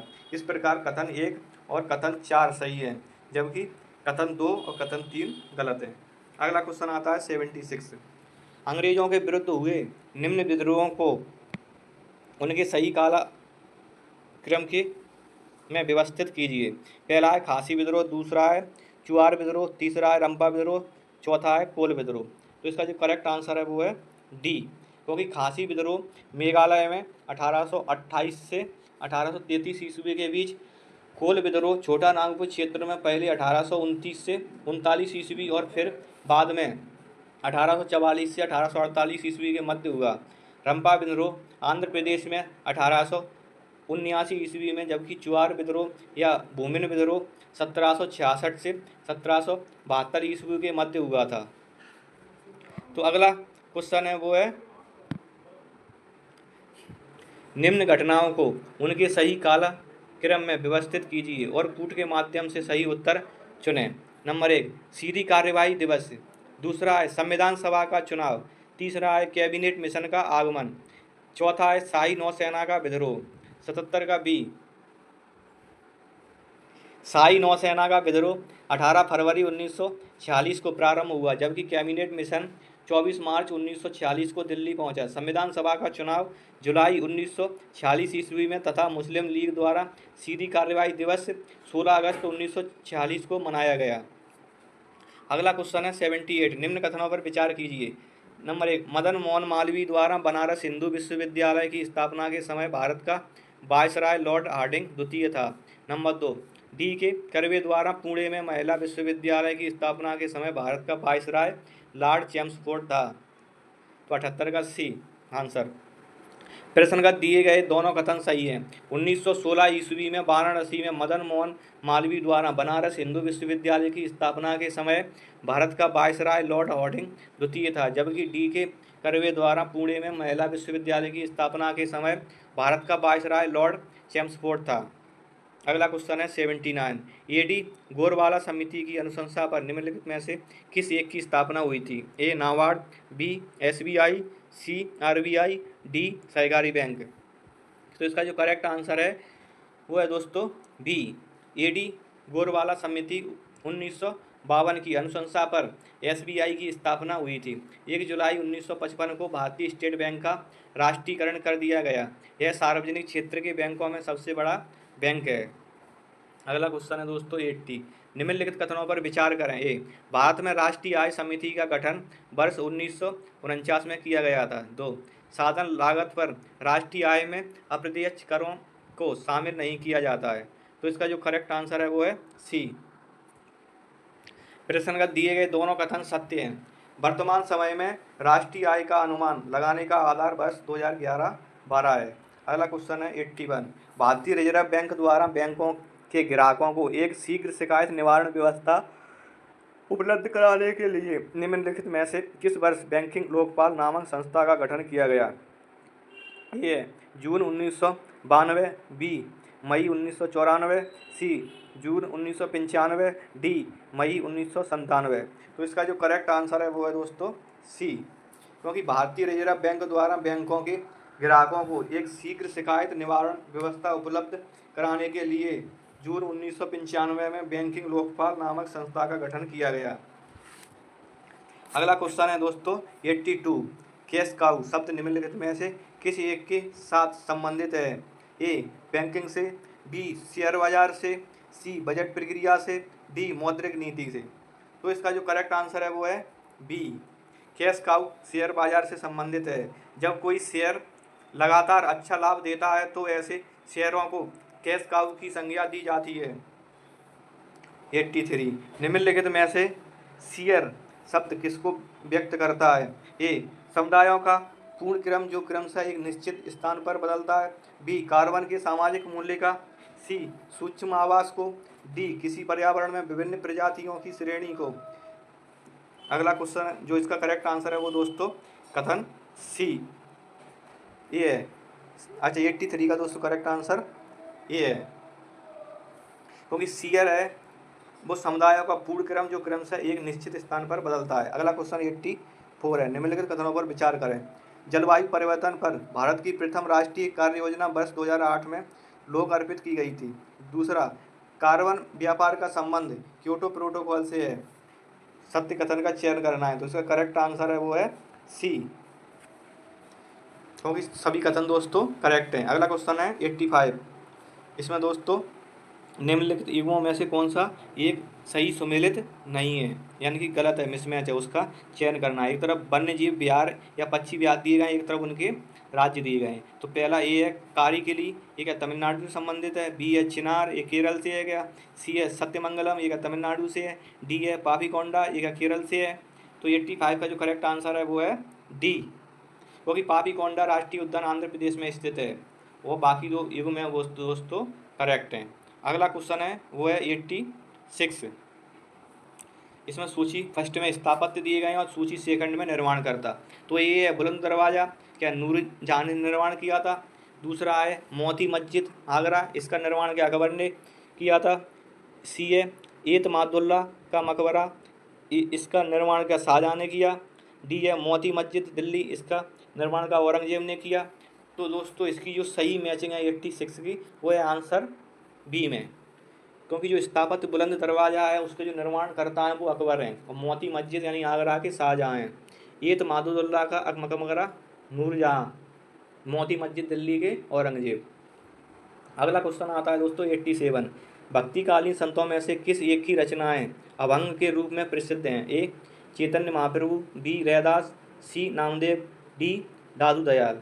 तो इसका जो करेक्ट आंसर है वो है सी, क्योंकि महाराष्ट्र में भक्ति आंदोलन को लोकप्रिय बनाने में नामदेव की महत्वपूर्ण भूमिका थी। नामदेव बरकरी संप्रदाय से संबंधित थे, ये इस्लाम से अत्यधिक प्रभावित थे। इनकी रचनाएं अभंग के रूप में प्रसिद्ध हैं। गुरु ग्रंथ साहिब में इनके कुछ पद संकलित हैं। अगला जो क्वेश्चन है वो 88, निम्नलिखित में से कौन एक बाबर से संबंधित नहीं है। ए है शाहरुख नामक चांदी का सिक्का चलाना, बी है तुर्की भाषा में एक काव्य संग्रह दीवान का संकलन कराना, सी है मच्छीवाड़ा का युद्ध लड़ना, डी है कलंदर की उपाधि धारण करना। तो इसका जो करेक्ट आंसर है वो है सी, मच्छीवाड़ा का युद्ध 15 मई 1555 ईस्वी को हुमायूं व अफगानों के बीच हुआ था, जिसमें हुमायूं विजयी रहा था। इस विजय के बाद संपूर्ण पंजाब पर मुगलों का आधिपत्य स्थापित हो गया। अन्य सभी घटनाओं का संबंध बाबर से है। अगला क्वेश्चन है वो है दोस्तों 89, निम्नलिखित में से किसकी एक महत्वपूर्ण कृति तुगलकनामा है। ए अलबरूनी, बी मिनहाज, सी अमीर खुसरो, डी जियाउद्दीन बरनी। फिर इसका जो करेक्ट आंसर है 89 का वो है सी, तुगलकनामा अमीर खुसरो की ऐतिहासिक कृति है। इसमें शाह के विरुद्ध गयासुद्दीन तुगलक की विजय का उल्लेख है। अलबरूनी की महत्वपूर्ण कृति किताबुल हिंद है। मिनहाज उस सिराज की महत्वपूर्ण कृति तबकात नासिरी है। अगला क्वेश्चन 90, असत्य कथन का चयन करना है। ये है चीनी यात्री इत्सिंग 670 ईस्वी में नालंदा आया। बी है हर्षवर्धन अपने आरंभिक जीवन में शैव था। सी है हर्षवर्धन के प्रियदर्शिका रत्नावली तथा हर्षचरित नामक नाटकों की रचना की। डी है हैंसांग 645 ईस्वी में चीन वापस लौटा। तो इसका जो करेक्ट आंसर है वो है दोस्तों सी, क्योंकि हर्षवर्धन ने प्रियदर्शिका रत्नावली तथा नागानंद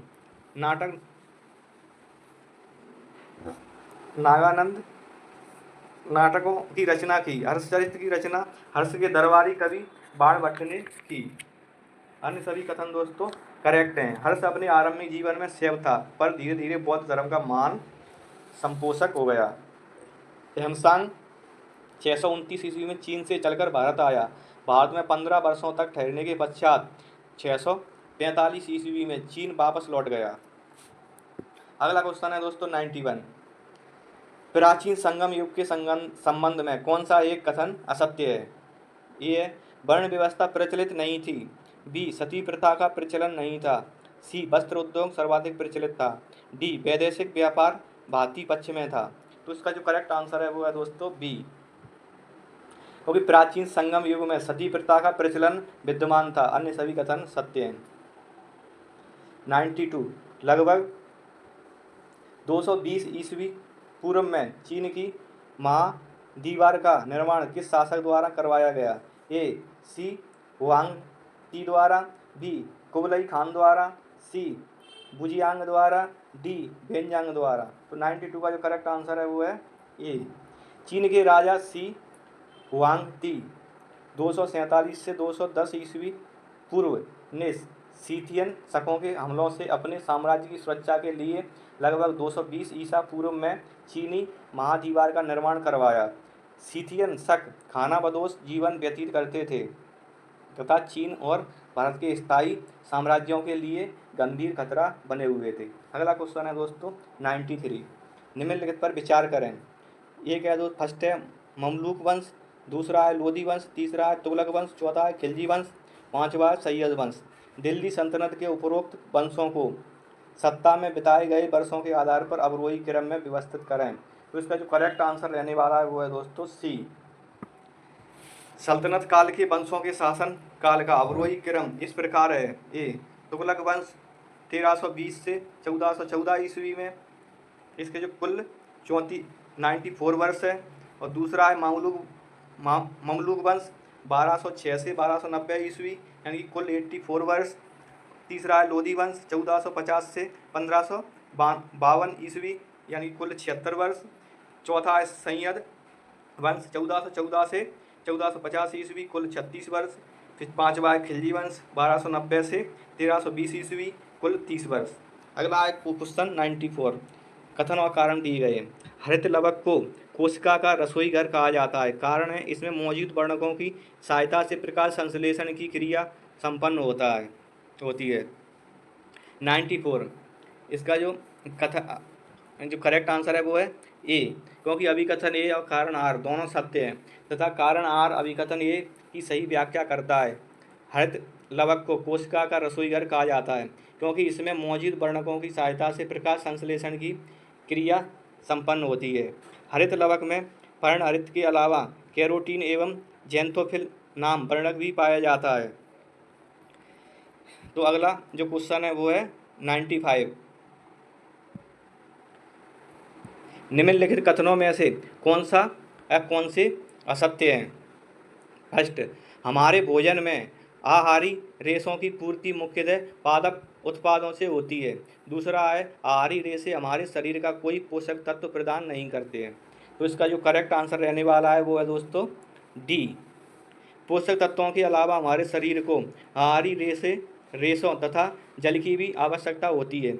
हमारे भोजन में आहारी रेशों की पूर्ति मुख्यतः पादप उत्पादों से होती है। इसके मुख्य स्रोत साबुत खाद्यान्न, दाल, आलू, ताजे फल और सब्जियां हैं। आहारी रेशे हमारे शरीर को कोई पोषक तत्व प्रदान नहीं करते हैं।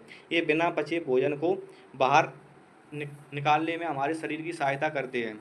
अगला क्वेश्चन है दोस्तों 96, निम्न में से कौन सा एक रेडियो एक्टिव तत्व नहीं है? ए है फ्रेंसियम, बी है एस्टेटाइन, सी है जर्गोनियम और डी है ट्रिटियम। तो इसका जो 96 का करेक्ट आंसर है वो है सी। जर्गोनियम रेडियो एक्टिव तत्व नहीं है। इसका परमाणु क्रमांक 40 होता है। सामान्यतः ऐसे तत्व जिनका परमाणु क्रमांक 80 से अधिक होता है रेडियो एक्टिविटी प्रदर्शित करते हैं। अगला क्वेश्चन है 97, रक्त में प्रतिस्कंदक पदार्थ कौन सा है? ए है ग्लोबिन, बी है फाइब्रिनोजेन, सी है हिफेरिन और डी है लिम्फोसाइट। तो इसका जो करेक्ट आंसर है वो है सी।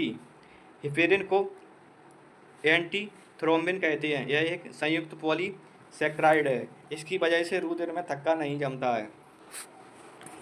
98 अभिकथन ए, भूजल पेयजल को बेहतर स्रोत है कारण इसमें आर्सेनिक की मात्रा कम होती है। नीचे दिए गए कूट से सही उत्तर का चयन करना है। तो 98 का करेक्ट आंसर है वो दोस्तों ए, क्योंकि अभिकथन ए और कारण आर दोनों सत्य हैं। कारण आर अभिकथन ए की सही व्याख्या करता है। भूजल पेयजल का एक बेहतर स्रोत है क्योंकि इसमें आर्सेनिक की मात्रा कम होती है। उत्तरी भारत तथा बांग्लादेश में भूजल का आर्सेनिक से हो रहा प्रदूषण एक बड़ी समस्या के रूप में उभरा है। अगला क्वेश्चन है दोस्तों 99, निम्नलिखित में से बेमेल युग्मों का चयन करें। यानी एक तरफ श्रवण ग्रंथि दी गई, एक तरफ हार्मोन दिए गए। तो पहली है पीनियल ग्रंथि, इसका हार्मोन मेलाटोनिन है क्या। दूसरी है थायराइड ग्रंथि, इसका हार्मोन क्या थोरेक्सिन है। थायराइड अग्नाशय, इसका हार्मोन क्या गैलानिन है। फिर चौथी ग्रंथि है जनन ग्रंथि, इसका हार्मोन क्या प्रोजेस्टेरोन है क्या। तो इसका जो करेक्ट आंसर है 99 का वो है ए, क्योंकि पीनियल ग्रंथि है उसका जो हार्मोन है वो मेलाटोनिन है, और थायराइड ग्रंथि है उसका हार्मोन थोरेक्सिन है, अग्नाशय का इंसुलिन है, जनन ग्रंथि का प्रोजेस्टेरोन है। तो अगला क्वेश्चन है वो है 100। सुडोमोनास सोलेनेसियरम नामक जीवाणु निम्न में से किस रोग का कारक है। ए बिल्ट ऑफ पोटैटो रोग, B bunchy top of banana, C angular leaf spot of cotton, D potato mosaic रोग। तो 100 का जो आंसर है वो है ए बिल्ट ऑफ पोटैटो आलू का शिथिल रोग, Pseudomonas solanacearum, bunchy top of banana virus first, angular leaf spot of cotton Xanthomonas जीवाणु, पोटैटो मोजेक रोग पोटैटो वायरस एक्स। फिर दोस्तों अगला क्वेश्चन है वो है 101। एंजाइम होते हैं ए सूक्ष्मजीव, बी प्रोटीन, सी अकार्बनिक यौगिक, डी फफूंद। तो इसका जो करेक्ट आंसर है वो है दोस्तों बी।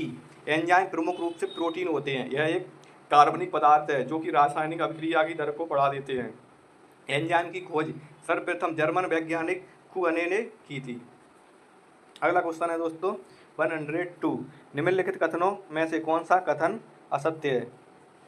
तो ये फर्स्ट है मूल अधिकार असीमित नहीं है। दूसरा मूल अधिकारों में कोई परिवर्तन नहीं किया जा सकता है। तो इसका जो करेक्ट आंसर है वो है दोस्तों ए, क्योंकि संविधान के भाग 3 में अनुच्छेद 12 से 35 तक मूल अधिकारों का विवरण है। इन्हें संविधान द्वारा गारंटी व एवं सुरक्षा प्राप्त है। ये असीमित नहीं है। राज्य उन पर युक्त प्रतिबंध लगा सकता है। ये स्थायी नहीं है। संसद इसमें संशोधन कर सकती है। तो अगला क्वेश्चन है 103। निम्नलिखित में से किस एक प्रकार की स्वतंत्रता का उल्लेख अनुच्छेद 25 के अंतर्गत समाविष्ट नहीं है। नंबर ए है अंतःकरण की स्वतंत्रता, बी है धर्म को मानने एवं आचरण करने की स्वतंत्रता, सी है धर्म प्रचार करने की स्वतंत्रता, डी है बलपूर्वक धर्म परिवर्तन करवाने की स्वतंत्रता। तो इसका जो करेक्ट आंसर रहने वाला है वो है डी। भारतीय संविधान में मूल अधिकारों के अंतर्गत अनुच्छेद 25 से 28 में धर्म की स्वतंत्रता का उल्लेख है। इसके तहत अंतःकरण की स्वतंत्रता, धर्म को मानने एवं आचरण करने की स्वतंत्रता परिणत है। किसी व्यक्ति को लालच या दबाव के अधीन अपना धर्म परिवर्तन के लिए प्रेरित करना इसके अंतर्गत नहीं आता है। अगला क्वेश्चन है दोस्तों 104। भारतीय संविधान के किस भाग एवं अनुच्छेद में संविधान संशोधन की प्रक्रिया वर्णित है। तो ये है भाग 19 अनुच्छेद 370, बी है भाग 20 अनुच्छेद 368, सी है भाग 11 अनुच्छेद 367, भाग 21 अनुच्छेद 378। तो इसमें से दोस्तों कौन सा करेक्ट आंसर है वो है बी, क्योंकि भारतीय संविधान के भाग 20 अनुच्छेद 368 में संविधान संशोधन की प्रक्रिया वर्णित है। अगला क्वेश्चन है दोस्तों 105। निम्नलिखित में से किस एक में द्विसदनी प्रणाली नहीं है। ए अमेरिका में, बी भारत में, सी चीन में, डी ब्रिटेन में। तो आंसर इज सी। विधायिका के प्राय 2 रूप पूरे विश्व में देखने को मिलते हैं, एक सदनी एवं द्विसदनी। भारत, ब्रिटेन, अमेरिका आदि देशों में विधायिका के 2 सदन होते हैं। इस व्यवस्था को द्विसदनी प्रणाली कहा जाता है।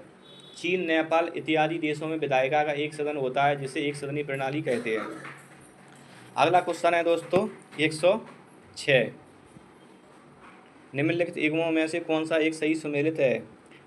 ए है सेवाओं पर कर का प्रावधान, 88वां संशोधन है क्या। बी है अनुसूचित जाति आयोग का गठन, 61वां संशोधन है। सी है मेघालय राज्य की संस्थापना, 28वां संशोधन है। डी है नगर निगम नगर पालिका की स्थापना, 73वां संशोधन है। तो इसका जो करेक्ट आंसर रहने वाला है वो है दोस्तों ए, क्योंकि सेवाओं पर कर का प्रावधान 88वां संशोधन है। अनुसूचित जाति आयोग का गठन 89वां संशोधन है। मेघालय राज्य की स्थापना 22वां संशोधन है। नगर निगम नगर पालिका की स्थापना 74वां संशोधन है। अगला क्वेश्चन आता है 107, निम्नलिखित संवैधानिक संशोधनों में से कौन सा एक लोकसभा एवं राज्य विधानसभा में अनुसूचित जातियों एवं अनुसूचित जनजातियों के आरक्षण से संबंधित है? तो ए है 79वां संविधान संशोधन, बी है 78वां संविधान संशोधन, सी है 89वां संविधान संशोधन, डी है 75वां संविधान संशोधन। तो इसका जो करेक्ट आंसर रहने वाला है वो है ए 79वां संविधान संशोधन अधिनियम 1999 का संबंध लोकसभा एवं राज्य विधानसभाओं में अनुसूचित जातियों एवं अनुसूचित जनजातियों के आरक्षण से है। इस अधिनियम द्वारा असम के पहाड़ी जिलों को 6वीं अनुसूची में सम्मिलित करते हुए इन क्षेत्रों के प्रशासन का अधिकार राज्यपाल को सौंप दिया गया है। तो दोस्तों जो 107 का करेक्ट आंसर था वो ए था। अब अगला क्वेश्चन आता है 108, निम्नलिखित में से किस एक ने राज्य के नीति निर्देशक तत्वों को भावनाओं का एक स्थायी कूड़ागर कहा था? ए केटी शाह, बी टीटी कृष्णमाचारी, सी केसी बियर, डी आडम्बर जेनिंग्स। तो इसका जो करेक्ट आंसर रहने वाला है वो है दोस्तों बी, क्योंकि संविधान सभा के कुछ सदस्यों एवं अन्य संवैधानिक विशेषज्ञों ने राज्य के नीति निर्देशक तत्वों की आलोचना करते हुए इसे तर्कहीन बताया था। मुख्य आलोचना इसके गैर न्यायोचित चरित्र के कारण की गई। केटी शाह ने इसे अतिरेक कर्मकांडी बताया तथा टी कृष्णमाचारी ने इसे भावनाओं का स्थायी कूड़ागर कहकर इसकी आलोचना की। अगला क्वेश्चन है दोस्तों 109, भारतीय संविधान में वर्णित संरचनात्मक भेदभाव का मुख्य उद्देश्य है? ए वर्ग हित का संवर्धन करना, बी गरीबों को आर्थिक सहायता प्रदान करना, सी सुविधा वंचित समूह को समाज के अन्य वर्गों के साथ बराबरी की स्पर्धा में लाने के लिए किया गया प्रयास, डी किसी खास वर्ग को विशिष्ट सेवाएं प्रदान करना। तो 109 का जो करेक्ट आंसर है वो दोस्तों सी, संरचनात्मक भेदभाव का मुख्य उद्देश्य किसी सुविधा वंचित समूह को उस स्तर तक उठाने से है जहां से वह समाज के अन्य वर्गों के साथ बराबरी की स्पर्धा में आ सके, अर्थात पिछड़े लोगों को विशेष सुविधा मुहैया कराकर समाज की मुख्य धारा में लाने का प्रयास किया जाए। फिर अगला क्वेश्चन है दोस्तों 110, निम्नलिखित पर विचार कीजिए।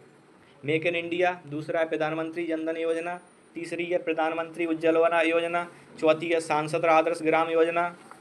इन योजनाओं को सही कार्यक्रम के अनुसार व्यवस्थित करें। तो जो पहला आंसर है वो है दोस्तों ए सांसद आदर्श ग्राम योजना अक्टूबर 2014, मेक इन इंडिया कार्यक्रम सितंबर 2014, प्रधानमंत्री जनधन योजना अगस्त 2014, प्रधानमंत्री उज्ज्वला योजना मई 2016। फिर दोस्तों अगला क्वेश्चन आता है वो 111, निम्न में से कौन सा ये सही सुमेलित नहीं है? ए गहन पारिस्थितिकी अर्नेनेस, बी पारिस्थितिकी निसे जोसेफ ग्रीनेल, सी पारिस्थितिकी तंत्र बंद तंत्र, डी है पारिस्थितिकी पदछाप यानी भूमंडली हेक्टेयर। तो 111 का जो करेक्ट आंसर है वो है सी, पारिस्थितिकी तंत्र एक आधारभूत क्षेत्रीय इकाई है जिसमें जैविक तथा अजैविक घटक आपस में अंतरक्रिया करते हैं। इसमें ऊर्जा का प्रवाह एक दिशीय होता है, यह एक खुला तंत्र होता है ना कि बंद तंत्र। तो अगला जो क्वेश्चन है वो है 100 नहीं दोस्तों जो गलत हो गया एक बार, इसका लिए एक्सप्लेनेशन था दोस्तों जी 111 का हो गया आंसर। अब अगला आता है दोस्तों 112, निम्नलिखित कथनों में से कौन सा कथन सही है? ए भारतीय मुद्रा बाजार दीर्घकालीन कोष से संबंधित है। तो दोस्तों दूसरा है पूंजी बाजार में ऋण व अंश पत्रों के माध्यम से व्यापार होता है, इसका नियमन एवं नियंत्रण सेबी द्वारा किया जाता है। तो इसका जो 112 का जो करेक्ट आंसर है वो है दोस्तों बी, क्योंकि मुद्रा बाजार ऐसा बाजार है जहां अल्पकालीन प्रतिभूतियों का क्रय विक्रय होता है, अतः यह अल्पकालीन कोष से संबंधित है। कथन एक गलत है जबकि दो सत्य है। अगला जो क्वेश्चन है वो 113 है, निम्नलिखित में से कौन सा ये सही सुमेलित नहीं है? ए है कानपुर, इसका संबंध चमड़ा उद्योग से है क्या? बी है मेरठ, इसका संबंध चीनी उद्योग से है क्या? सी है वाराणसी, इसका संबंध सीमेंट उद्योग से है। डी है सहारनपुर, इसका संबंध कागज उद्योग से है। तो इसका जो करेक्ट आंसर रहने वाला है वो दोस्तों सी, सीमेंट उद्योग उत्तर प्रदेश का महत्वपूर्ण उद्योग है। प्रदेश में सीमेंट का उत्पादन मुख्यतः चुनार व खजराहट, मिर्जापुर, चुर्क व डाला, सोनभद्र आदि में किया जाता है। अन्य सभी एवं दोस्तों सही सुमेलित हैं। अगला क्वेश्चन है 114, इसमें दोस्तों एक तरफ दे गए हैं प्रमुख मेले और उनके जिला, सही सुमेलित नहीं है वो दोस्तों इसमें से चयन करना है। ए है दादरी पशु मेला क्या बलिया में भरा जाता है? बी गोविंद साहब क्या अम्बेडकर नगर में भरा जाता है? सी सोरो मेला क्या बरेली में भरा जाता है? डी है गढ़मुक्तेश्वर क्या हापुड़ में भरा जाता है दोस्तों? तो 114 का जो आंसर है वो है सी, सोरो मेला कासगंज में आयोजित होता है, अन्य सभी जगहों में सही सुमेलित हैं।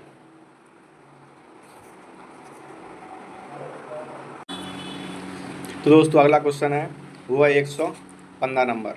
जनगणना 2011 के अनुसार साक्षरता दर में उत्तर प्रदेश का क्रम राज्यों केंद्र शासित प्रदेशों में क्या है?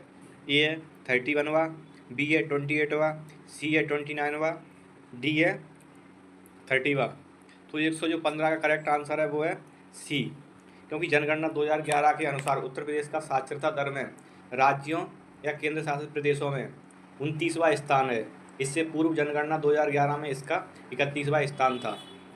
नेक्स्ट क्वेश्चन 116, निम्न में कौन सा एक वाराणसी में स्थित नहीं है? ए है भारतीय हथकरघा तकनीकी संस्थान, बी है Indian Institute of Vegetable Research, C है दीनदयाल हस्तकला संकुल, डी है इंडियन टेलीफोन इंडस्ट्री।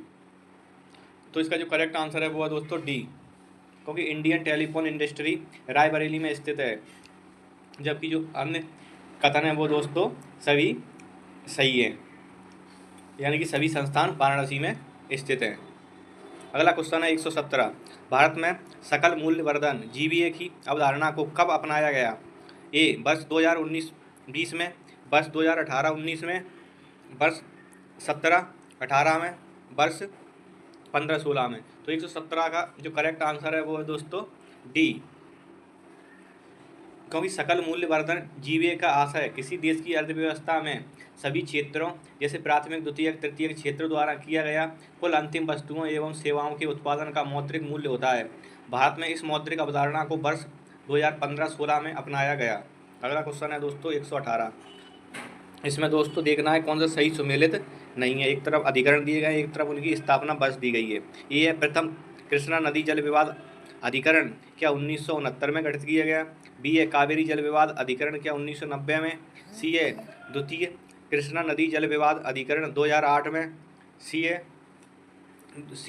डी है नर्मदा जल विवाद अधिकरण 1969 में। तो इसका जो करेक्ट आंसर रहने वाला है वो है दोस्तों सी, क्योंकि द्वितीय कृष्णा जल विवाद अधिकरण वर्ष 2004 में स्थापित हुआ। यह विवाद कर्नाटक आंध्र प्रदेश तथा महाराष्ट्र के बीच था। कावेरी जल विवाद कर्नाटक केरल तमिलनाडु पुडुचेरी राज्यों के बीच। नर्मदा जल विवाद राजस्थान गुजरात मध्य प्रदेश तथा महाराष्ट्र राज्यों के बीच। 119 network for grinning the financial system से क्या तात्पर्य है? ए शेयर बाजार से संबंधित नई व्यवस्था, बी यह केंद्रीय बैंक द्वारा जारी नई वित्तीय व्यवस्था है, सी यह केंद्रीय बैंकों का एक स्वैच्छिक समूह है, डी इनमें से कोई नहीं। 119 का जो करेक्ट आंसर है वो है दोस्तों सी, क्योंकि network for grinning the financial system केंद्रीय बैंकों का एक स्वैच्छिक समूह है। वर्ष 2017 में पेरिस में आयोजित वन प्लेनेट समिट के दौरान इसका गठन किया गया था। इसका उद्देश्य वित्तीय प्रणाली के लिए जलवायु परिवर्तन के परिणामों का विश्लेषण करना है।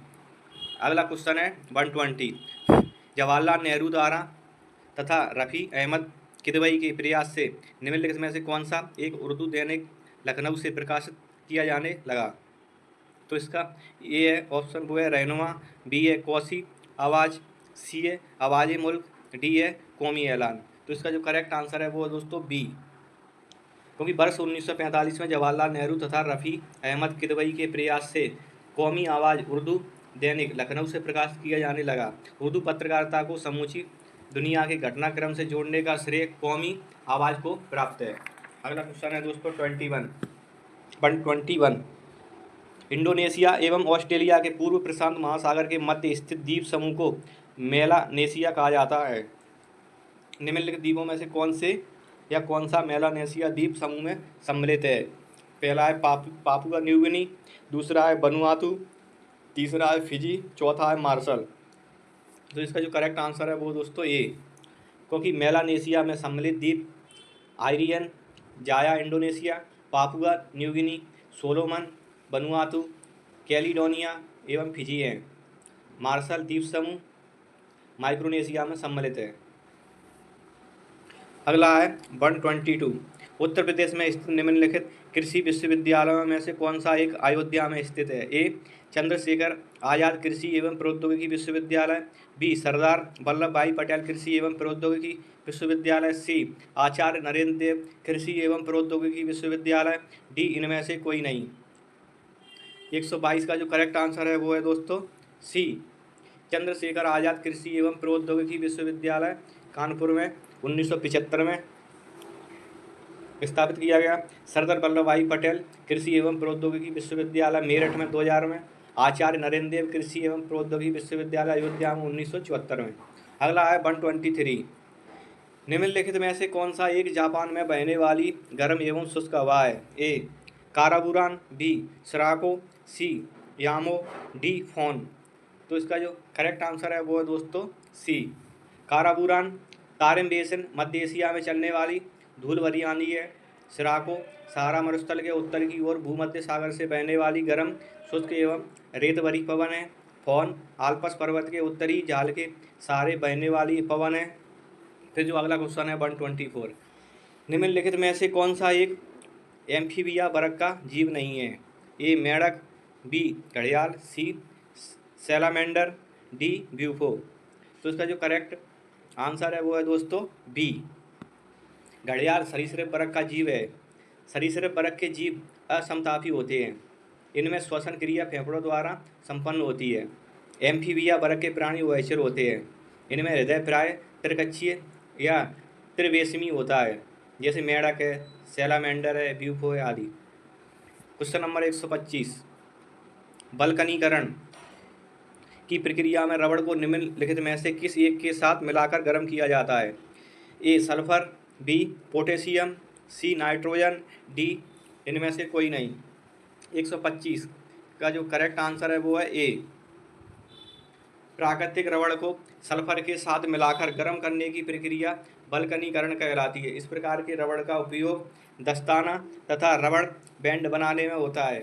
अगला क्वेश्चन 126 का जो 26 है वो है सितंबर 2023 में प्रधानमंत्री नरेंद्र मोदी द्वारा उत्तर प्रदेश के किस शहर में शिव थीम वाले इंटरनेशनल स्टेडियम का शिलान्यास किया गया है? पहला ए लखनऊ, बी गोरखपुर, सी वाराणसी, डी प्रयागराज। तो 126 का जो करेक्ट आंसर है वो है सी सितंबर 2023 में प्रधानमंत्री नरेंद्र मोदी द्वारा उत्तर प्रदेश के वाराणसी शहर में शिव थीम वाले इंटरनेशनल स्टेडियम का शिलान्यास किया गया। फिर दोस्तों अगला जो क्वेश्चन है वो है 127। सितंबर 2023 में G20 का 18वां शिखर सम्मेलन भारत की मेजबानी में संपन्न हुआ। G20 का आगामी 19वां शिखर सम्मेलन 2024 में प्रस्तावित है। ए जकार्ता इंडोनेशिया में, बी ब्यूनस आयर्स अर्जेंटीना में, सी इस्तांबुल तुर्की में, D Rio de Janeiro Brazil में। तो इसका जो करेक्ट आंसर है वो है डी सितंबर 2023 में G20 का 18वां शिखर सम्मेलन भारत की मेजबानी में संपन्न हुआ। G20 का आगामी 19वां शिखर सम्मेलन 2024 रियो डी जेनेरियो ब्राज़ील में प्रस्तावित है। फिर दोस्तों अगला जो क्वेश्चन है वो है 128। सितंबर 2023 में मनाए गए निम्नलिखित में से किस शिखर सम्मेलन की विषय वस्तु one vision, one identity, one community थी? ए ब्रिक्स सम्मेलन, बी आसियान शिखर सम्मेलन, सी G20 शिखर सम्मेलन, डी इनमें से कोई नहीं। तो इसका जो करेक्ट आंसर है वो है दोस्तों बी क्योंकि सितंबर 2023 में मनाए गए आसियान शिखर सम्मेलन की विषय वस्तु one vision, one identity, one community थी। इस शिखर सम्मेलन का आयोजन सितंबर 2023 में जकार्ता में किया गया। अगला क्वेश्चन है दोस्तों 129। वैश्विक नवाचार सूचकांक 2023 के संदर्भ में निम्नलिखित कथनों पर विचार करें। पहला है इस सूचकांक में शीर्ष स्थान स्विट्जरलैंड का है। दूसरा भारत का इस सूचकांक में 40वां स्थान है। तो दोस्तों सत्य कथन का चयन करना है। तो इसका जो करेक्ट आंसर है वो है दोस्तों सी वैश्विक नवाचार सूचकांक 2023 के संदर्भ में प्रश्न का जो दोनों कथन है वो सत्य है। अगला क्वेश्चन है 130। सितंबर 2023 में 5वें विश्व कॉफी सम्मेलन का आयोजन कहाँ पर किया गया? कॉफी सम्मेलन ए है क्यूबा में, बी है ब्राज़ील में, सी है भारत में, डी है यमन में। तो इसका जो करेक्ट आंसर है वो है दोस्तों सी सितंबर 2023 में 5वें विश्व कॉफी सम्मेलन का आयोजन भारत में किया गया। इसका आयोजन अंतर्राष्ट्रीय कॉफी संगठन ICO द्वारा भारतीय कॉफी बोर्ड ICB के सहयोग से किया गया। अगला क्वेश्चन है 131। सितंबर 2023 में केंद्र सरकार द्वारा एक राष्ट्र एक चुनाव की संभावना तलाशने के लिए किसकी अध्यक्षता में एक समिति का गठन किया गया? ए न्यायमूर्ति CV मलिक, बी न्यायमूर्ति अवध प्रकाश लांबा, सी न्यायमूर्ति रंजना प्रकाश देसाई, डी पूर्व राष्ट्रपति रामनाथ कोविंद। तो इसका जो करेक्ट आंसर है वो है दोस्तों डी। सितंबर 2023 में केंद्र सरकार द्वारा एक राष्ट्र एक चुनाव की संभावना तलाशने के लिए पूर्व राष्ट्रपति रामनाथ कोविंद की अध्यक्षता में एक समिति का गठन किया गया। ध्यातव्य है कि देश में वर्ष 1967 तक लोकसभा एवं राज्य विधानसभाओं के चुनाव एक साथ होते थे। अगला क्वेश्चन है 132। सितंबर 2023 में भारतीय मूल के किस प्रसिद्ध अर्थशास्त्री ने सिंगापुर के 9वें राष्ट्रपति के रूप में पदभार ग्रहण किया? ए निहार मालवीय, बी है थर्मन षणमुगरत्नम, सी है हुनमेनेट, डी है रामचंद्र पौडेल। तो इसका जो करेक्ट आंसर है वो है दोस्तों बी। सितंबर 2023 में भारतीय मूल के प्रसिद्ध अर्थशास्त्री थर्मन षणमुगरत्नम ने सिंगापुर के 9वें राष्ट्रपति के रूप में पदभार ग्रहण किया। अगला है 133। सितंबर 2023 में उत्तर प्रदेश के मुख्यमंत्री योगी आदित्यनाथ द्वारा निम्नलिखित में से किस शहर में टेलीकॉम सेंटर ऑफ एक्सीलेंस की आधारशिला रखी गई? ए मेरठ में, बी सहारनपुर में, सी आगरा में, डी नोएडा में। तो इसका जो करेक्ट आंसर है वो है दोस्तों बी, क्योंकि सितंबर 2023 में उत्तर प्रदेश के मुख्यमंत्री योगी आदित्यनाथ द्वारा सहारनपुर में टेलीकॉम सेंटर ऑफ एक्सीलेंस की आधारशिला रखी गई। इस केंद्र का मुख्य उद्देश्य दूरसंचार के क्षेत्र में नई तकनीक का विकास एवं प्रचार करना है। अगला क्वेश्चन 134। निम्न युगों में कौन सा एक सही सुमेलित है? एक तरफ व्यक्ति दी गए, एक तरफ उनकी नियुक्ति है। तो ये है रंगनाथ माधवन अध्यक्ष हैं FTII के, बी राजेश नावियार चेयरमैन है नस्कॉम के, सी है KM शांत कुमार निदेशक हैं PTI के, उपयुक्त सभी। तो इसका जो करेक्ट आंसर रहने वाला है वो है दोस्तों डी, क्योंकि सभी युग में वो सही सुमेलित हैं। अगला क्वेश्चन है 135। सितंबर 2023 में इंडिया स्मार्ट सिटी कॉन्क्लेव 2023 का आयोजन कहाँ किया गया? ए जयपुर में, बी इंदौर में, सी पुणे में, डी बंगलुरु में। तो इसका करेक्ट आंसर है वो है दोस्तों बी। सितंबर 2023 में इंडिया स्मार्ट सिटी कॉन्क्लेव 2023 का आयोजन इंदौर में किया गया। इसमें सभी 100 स्मार्ट शहरों की भागीदारी रही। अगला क्वेश्चन है 136। सितंबर 2023 में देश के पहले कार्टोग्राफी मानचित्रण संग्रहालय का उद्घाटन कहाँ पर किया गया? ए मसूरी, बी मैसूर, सी धर्मशाला, डी सोलन। तो इसका जो करेक्ट आंसर है वो है दोस्तों ए, क्योंकि सितंबर 2023 में देश के पहले कार्टोग्राफी मानचित्रण संग्रहालय का उद्घाटन मसूरी में किया गया। अगला क्वेश्चन है 137। सितंबर 2023 में कानपुर स्थित advanced weapons and equipment India limited द्वारा भारत की पहली लंबी दूरी की रिवॉल्वर को लॉन्च किया गया।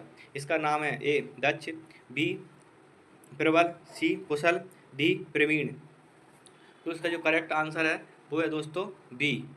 सितंबर 2023 में कानपुर स्थित advanced weapons and equipment India limited द्वारा भारत की पहली लंबी दूरी की रिवॉल्वर को लॉन्च किया गया। इसका नाम प्रबल है। अगला क्वेश्चन है दोस्तों 138। सितंबर 2023 में सिम्बेक्स 2023 नामक द्विवार्षिक नौसैन्य अभ्यास भारत एवं किस देश के मध्य किया गया? ए श्रीलंका, बी मालदीव, सी मॉरिशस, डी सिंगापुर। तो इसका जो करेक्ट आंसर है वो है डी। सितंबर 2023 में सिम्बेक्स 2023 नामक द्विवार्षिक नौसेना अभ्यास भारत एवं सिंगापुर के मध्य किया गया। इस नौसेना अभ्यास का आयोजन वर्ष 1994 से किया जा रहा है। इसका मुख्य प्रमुख उद्देश्य दोनों देशों की सेनाओं के मध्य पारस्परिकता एवं आपसी समझ को बढ़ावा देना है। अगला क्वेश्चन 139। सितंबर 2023 में निम्नलिखित में से किस भारतीय वैज्ञानिक को क्षेत्र अनुसंधान और अनुप्रयोग के लिए नॉर्मन ई बोरलॉग पुरस्कार 2023 से सम्मानित किया गया? A doctor Soumya Vishwanathan, B doctor Swati Nayak, C doctor Vipin Chandra, D doctor Siddharth Malhotra. तो इसका जो करेक्ट आंसर है वो है बी। सितंबर 2023 में भारतीय वैज्ञानिक डॉक्टर स्वाति नायक को क्षेत्र अनुसंधान और अनुप्रयोग के लिए नॉर्मन ई बोरलॉग पुरस्कार 2023 से सम्मानित किया गया। इस पुरस्कार के तहत $10,000 राशि प्रदान की जाती है। अगला क्वेश्चन है दोस्तों 140। सितंबर 2023 में उत्तर प्रदेश के किस शहर में पहली अंतर्राष्ट्रीय व्यापार प्रदर्शनी 2023 का आयोजन किया गया? ए लखनऊ में, बी गाजियाबाद में, सी आगरा में, डी ग्रेटर नोएडा में। तो इसका जो करेक्ट आंसर है वो है दोस्तों डी। सितंबर 2023 में उत्तर प्रदेश के ग्रेटर नोएडा में पहली अंतर्राष्ट्रीय व्यापार प्रदर्शनी 2023 का आयोजन किया गया है। इस प्रदर्शनी का उद्घाटन राष्ट्रपति द्रौपदी मुर्मू द्वारा किया गया। अगला क्वेश्चन है 141। सितंबर 2023 में टाइम पत्रिका द्वारा वर्ष 2023 की विश्व की सर्वश्रेष्ठ कंपनियों की सूची जारी की गई। इसमें शीर्ष स्थान प्राप्त हुआ। ए एप्पल को, बी एसेंचर को, डी माइक्रोसॉफ्ट को, डी मेटा प्लेटफॉर्म को। तो 141 जो करेक्ट आंसर है वो है सी। क्योंकि दोस्तों सितंबर 2023 में टाइम पत्रिका द्वारा वर्ष 2023 की विश्व की सर्वश्रेष्ठ कंपनियों की सूची जारी की गई। इसमें शीर्ष स्थान माइक्रोसॉफ्ट को प्राप्त हुआ। इस सूची में 7 भारतीय कंपनियों को भी शामिल किया गया, जिसमें टॉप 100 में सम्मिलित होने वाली एकमात्र भारतीय कंपनी इन्फोसिस बनी। अगला क्वेश्चन है 142। सितंबर 2023 में उत्तर प्रदेश सरकार द्वारा राज्य में मवेशियों की नस्ल में सुधार एवं दूध उत्पादन को बढ़ावा देने के लिए नंदिनी कृषक योजना का प्रारंभ किया गया। प्रारंभिक चरण में यह योजना कितने मंडलों में प्रारंभ की जाएगी? ए 12, बी 10, सी 7, डी 9। उत्तर है इसका बी। फिर अगला उत्तर है बी, क्योंकि सितंबर 2023 में उत्तर प्रदेश सरकार द्वारा राज्य में मवेशियों की नस्ल में सुधार एवं दूध उत्पादन को बढ़ावा देने के लिए नंदिनी कृषक योजना का प्रारंभ किया गया। प्रारंभिक चरण में यह योजना 10 मंडलों में प्रारंभ की जाएगी। अगला क्वेश्चन है 143। सितंबर 2023 में निम्नलिखित में से किसे भारत का प्रथम स्वर्ण शहर घोषित किया गया? ए श्रीनगर, बी पुणे, सी कोच्चि, डी सांची। तो इसका जो करेक्ट आंसर है वो है डी, क्योंकि सितंबर 2023 में सांची को भारत का प्रथम स्वर्ण शहर घोषित किया गया। यह शहर मध्य प्रदेश में स्थित है। अगला क्वेश्चन है 144। सितंबर 2023 में प्रसिद्ध कृषि वैज्ञानिक एवं भारत में हरित क्रांति के जनक डॉक्टर एम.एस. स्वामीनाथन का निधन हो गया। उनके संबंध में निम्नलिखित कथनों पर विचार करें। ए वर्ष 1989 में उन्हें पद्म विभूषण से सम्मानित किया गया था। 2 वर्ष 1987 में उन्हें प्रथम विश्व खाद्य पुरस्कार से सम्मानित किया गया था। तो ये सत्य कथन है दोस्तों वो है सी, क्योंकि सितंबर 2023 में प्रसिद्ध कृषि वैज्ञानिक एवं भारत में हरित क्रांति के जनक डॉक्टर एम.एस. स्वामीनाथन का निधन हो गया। उनके संबंध में प्रश्न का दिए गए दोनों कथन सत्य हैं। अगला क्वेश्चन है 145। सितंबर 2023 में निम्नलिखित में से कौन मास्टर कार्ड इंडिया के नए अध्यक्ष नियुक्त हुए हैं? ए पराग अग्रवाल, बी रजनीश कुमार, सी के कृष्णमूर्ति, डी अमित भट्ट। तो इसका जो करेक्ट आंसर है वो है दोस्तों बी। सितंबर 2023 में Rajneesh Kumar Mastercard India के नए अध्यक्ष नियुक्त हुए हैं। मास्टर कार्ड के अध्यक्ष के रूप में ए मिशेल मीवाग का स्थान लेंगे। अगला क्वेश्चन है 146। सितंबर 2023 में उत्तर प्रदेश के किस शहर में इंफ्रा वर्ल्ड समिट 2023 का आयोजन किया गया? ए लखनऊ में, बी प्रयागराज में, सी कानपुर में, डी गोरखपुर में। तो इसका आंसर है ए। सितंबर 2023 में इंफ्रा बिल्ड समिट 2023 का आयोजन लखनऊ में किया गया। इस समिट का शुभारंभ मुख्यमंत्री योगी आदित्यनाथ द्वारा किया गया। अगला क्वेश्चन है दोस्तों 147। सितंबर 2023 में देश के पहले लाइट हाउस फेस्टिवल 2023 का आयोजन कहाँ किया गया? ए पणजी में, बी भुवनेश्वर में, सी वाराणसी में, डी जयपुर में। तो इसका जो करेक्ट आंसर है वो है दोस्तों ए। सितंबर 2023 में देश के पहले लाइट हाउस फेस्टिवल 2023 का आयोजन पणजी में किया गया। इसका उद्घाटन केंद्रीय पत्तन, पोत परिवहन और जलमार्ग मंत्री सर्बानंद सोनोवाल ने किया। तो इसका जो अगला जो क्वेश्चन है वो है 148। निम्नलिखित युगों में से कौन सा सही सुमेलित है? सम्मेलन और स्थान। ए बांध सुरक्षा पर अंतर्राष्ट्रीय सम्मेलन जयपुर, वैश्विक कौशल शिखर सम्मेलन नई दिल्ली। सी चौथा विश्व संस्कृति महोत्सव वाशिंगटन DC। डी उपरोक्त सभी। तो इसका जो करेक्ट आंसर है वो है दोस्तों डी। फिर दोस्तों अगला क्वेश्चन है वो है 149। सितंबर 2023 में भारत के किस प्रसिद्ध ऑन्कोलॉजिस्ट को वर्ष 2023 के लिए प्रतिष्ठित 65वें रेमन मैग्सेसे पुरस्कार से सम्मानित किया गया? A doctor Ravi Kannan, B doctor Rita Thottam, C doctor CP Byra, D है डॉक्टर अनिल अग्रवाल। तो इसका जो करेक्ट आंसर है वो है दोस्तों ए, क्योंकि सितंबर 2023 में भारत के प्रसिद्ध ऑन्कोलॉजिस्ट डॉक्टर रवि कन्नन को वर्ष 2023 के लिए प्रतिष्ठित 65वें रेमन मैग्सेसे पुरस्कार से सम्मानित किया गया। इस पुरस्कार को एशिया के नोबेल पुरस्कार के नाम से जाना जाता है। इसकी स्थापना रेमन मैग्सेसे फाउंडेशन द्वारा वर्ष 1957 में की गई थी। अगला क्वेश्चन है दोस्तों लास्ट क्वेश्चन है क्वेश्चन नंबर 150 यानी कि 150। सितंबर 2023 में स्वच्छ वायु सर्वेक्षण रिपोर्ट 2023 जारी की गई। इसके अनुसार 10 लाख से अधिक जनसंख्या वाले नगरों की सूची में सबसे स्वच्छ वायु किस शहर की है? इंदौर, बी नई दिल्ली, सी पुणे और डी हैदराबाद। तो इसका जो करेक्ट आंसर है वो है दोस्तों ए, क्योंकि सितंबर 2023 में स्वच्छ वायु सर्वेक्षण रिपोर्ट 2023 जारी की गई। इसके अनुसार 10 लाख से अधिक जनसंख्या वाले नगरों की सूची में सबसे स्वच्छ वायु इंदौर शहर की है। तो दोस्तों ये था आज का डिस्कशन, जिसमें हमने आपके साथ 150 क्वेश्चन डिस्कस किए विद एक्सप्लेनेशन। जो भी दोस्तों जो आपको आंसर दिए हैं वो सटीक है, सही है, इसमें कोई त्रुटि रहने के चांस नहीं है। इसलिए अगर दोस्तों इन आप पेपरों को आप लगातार रिवाइज कर लेते हो तो इसमें से बहुत सारे क्वेश्चन आपको एज इट इज आप जो फाइनल एग्जाम देने जाओगे यूपीपीसीएस का उसमें देखने को मिलेंगे। जो गलती के चांस होंगे वो अभी आपकी यहीं रिमूव हो जाएंगी। आगे जाके आप बहुत अच्छा सा क्वालिफाई करके आप सिलेक्शन के कहीं ना कहीं नज़दीक होगे। तो दोस्तों अगर आपको ये वीडियो अच्छी लगी हो तो अपने दोस्तों के साथ शेयर कीजिए, चैनल को सब्सक्राइब कीजिए, लाइक कीजिए। Thanks watching this video.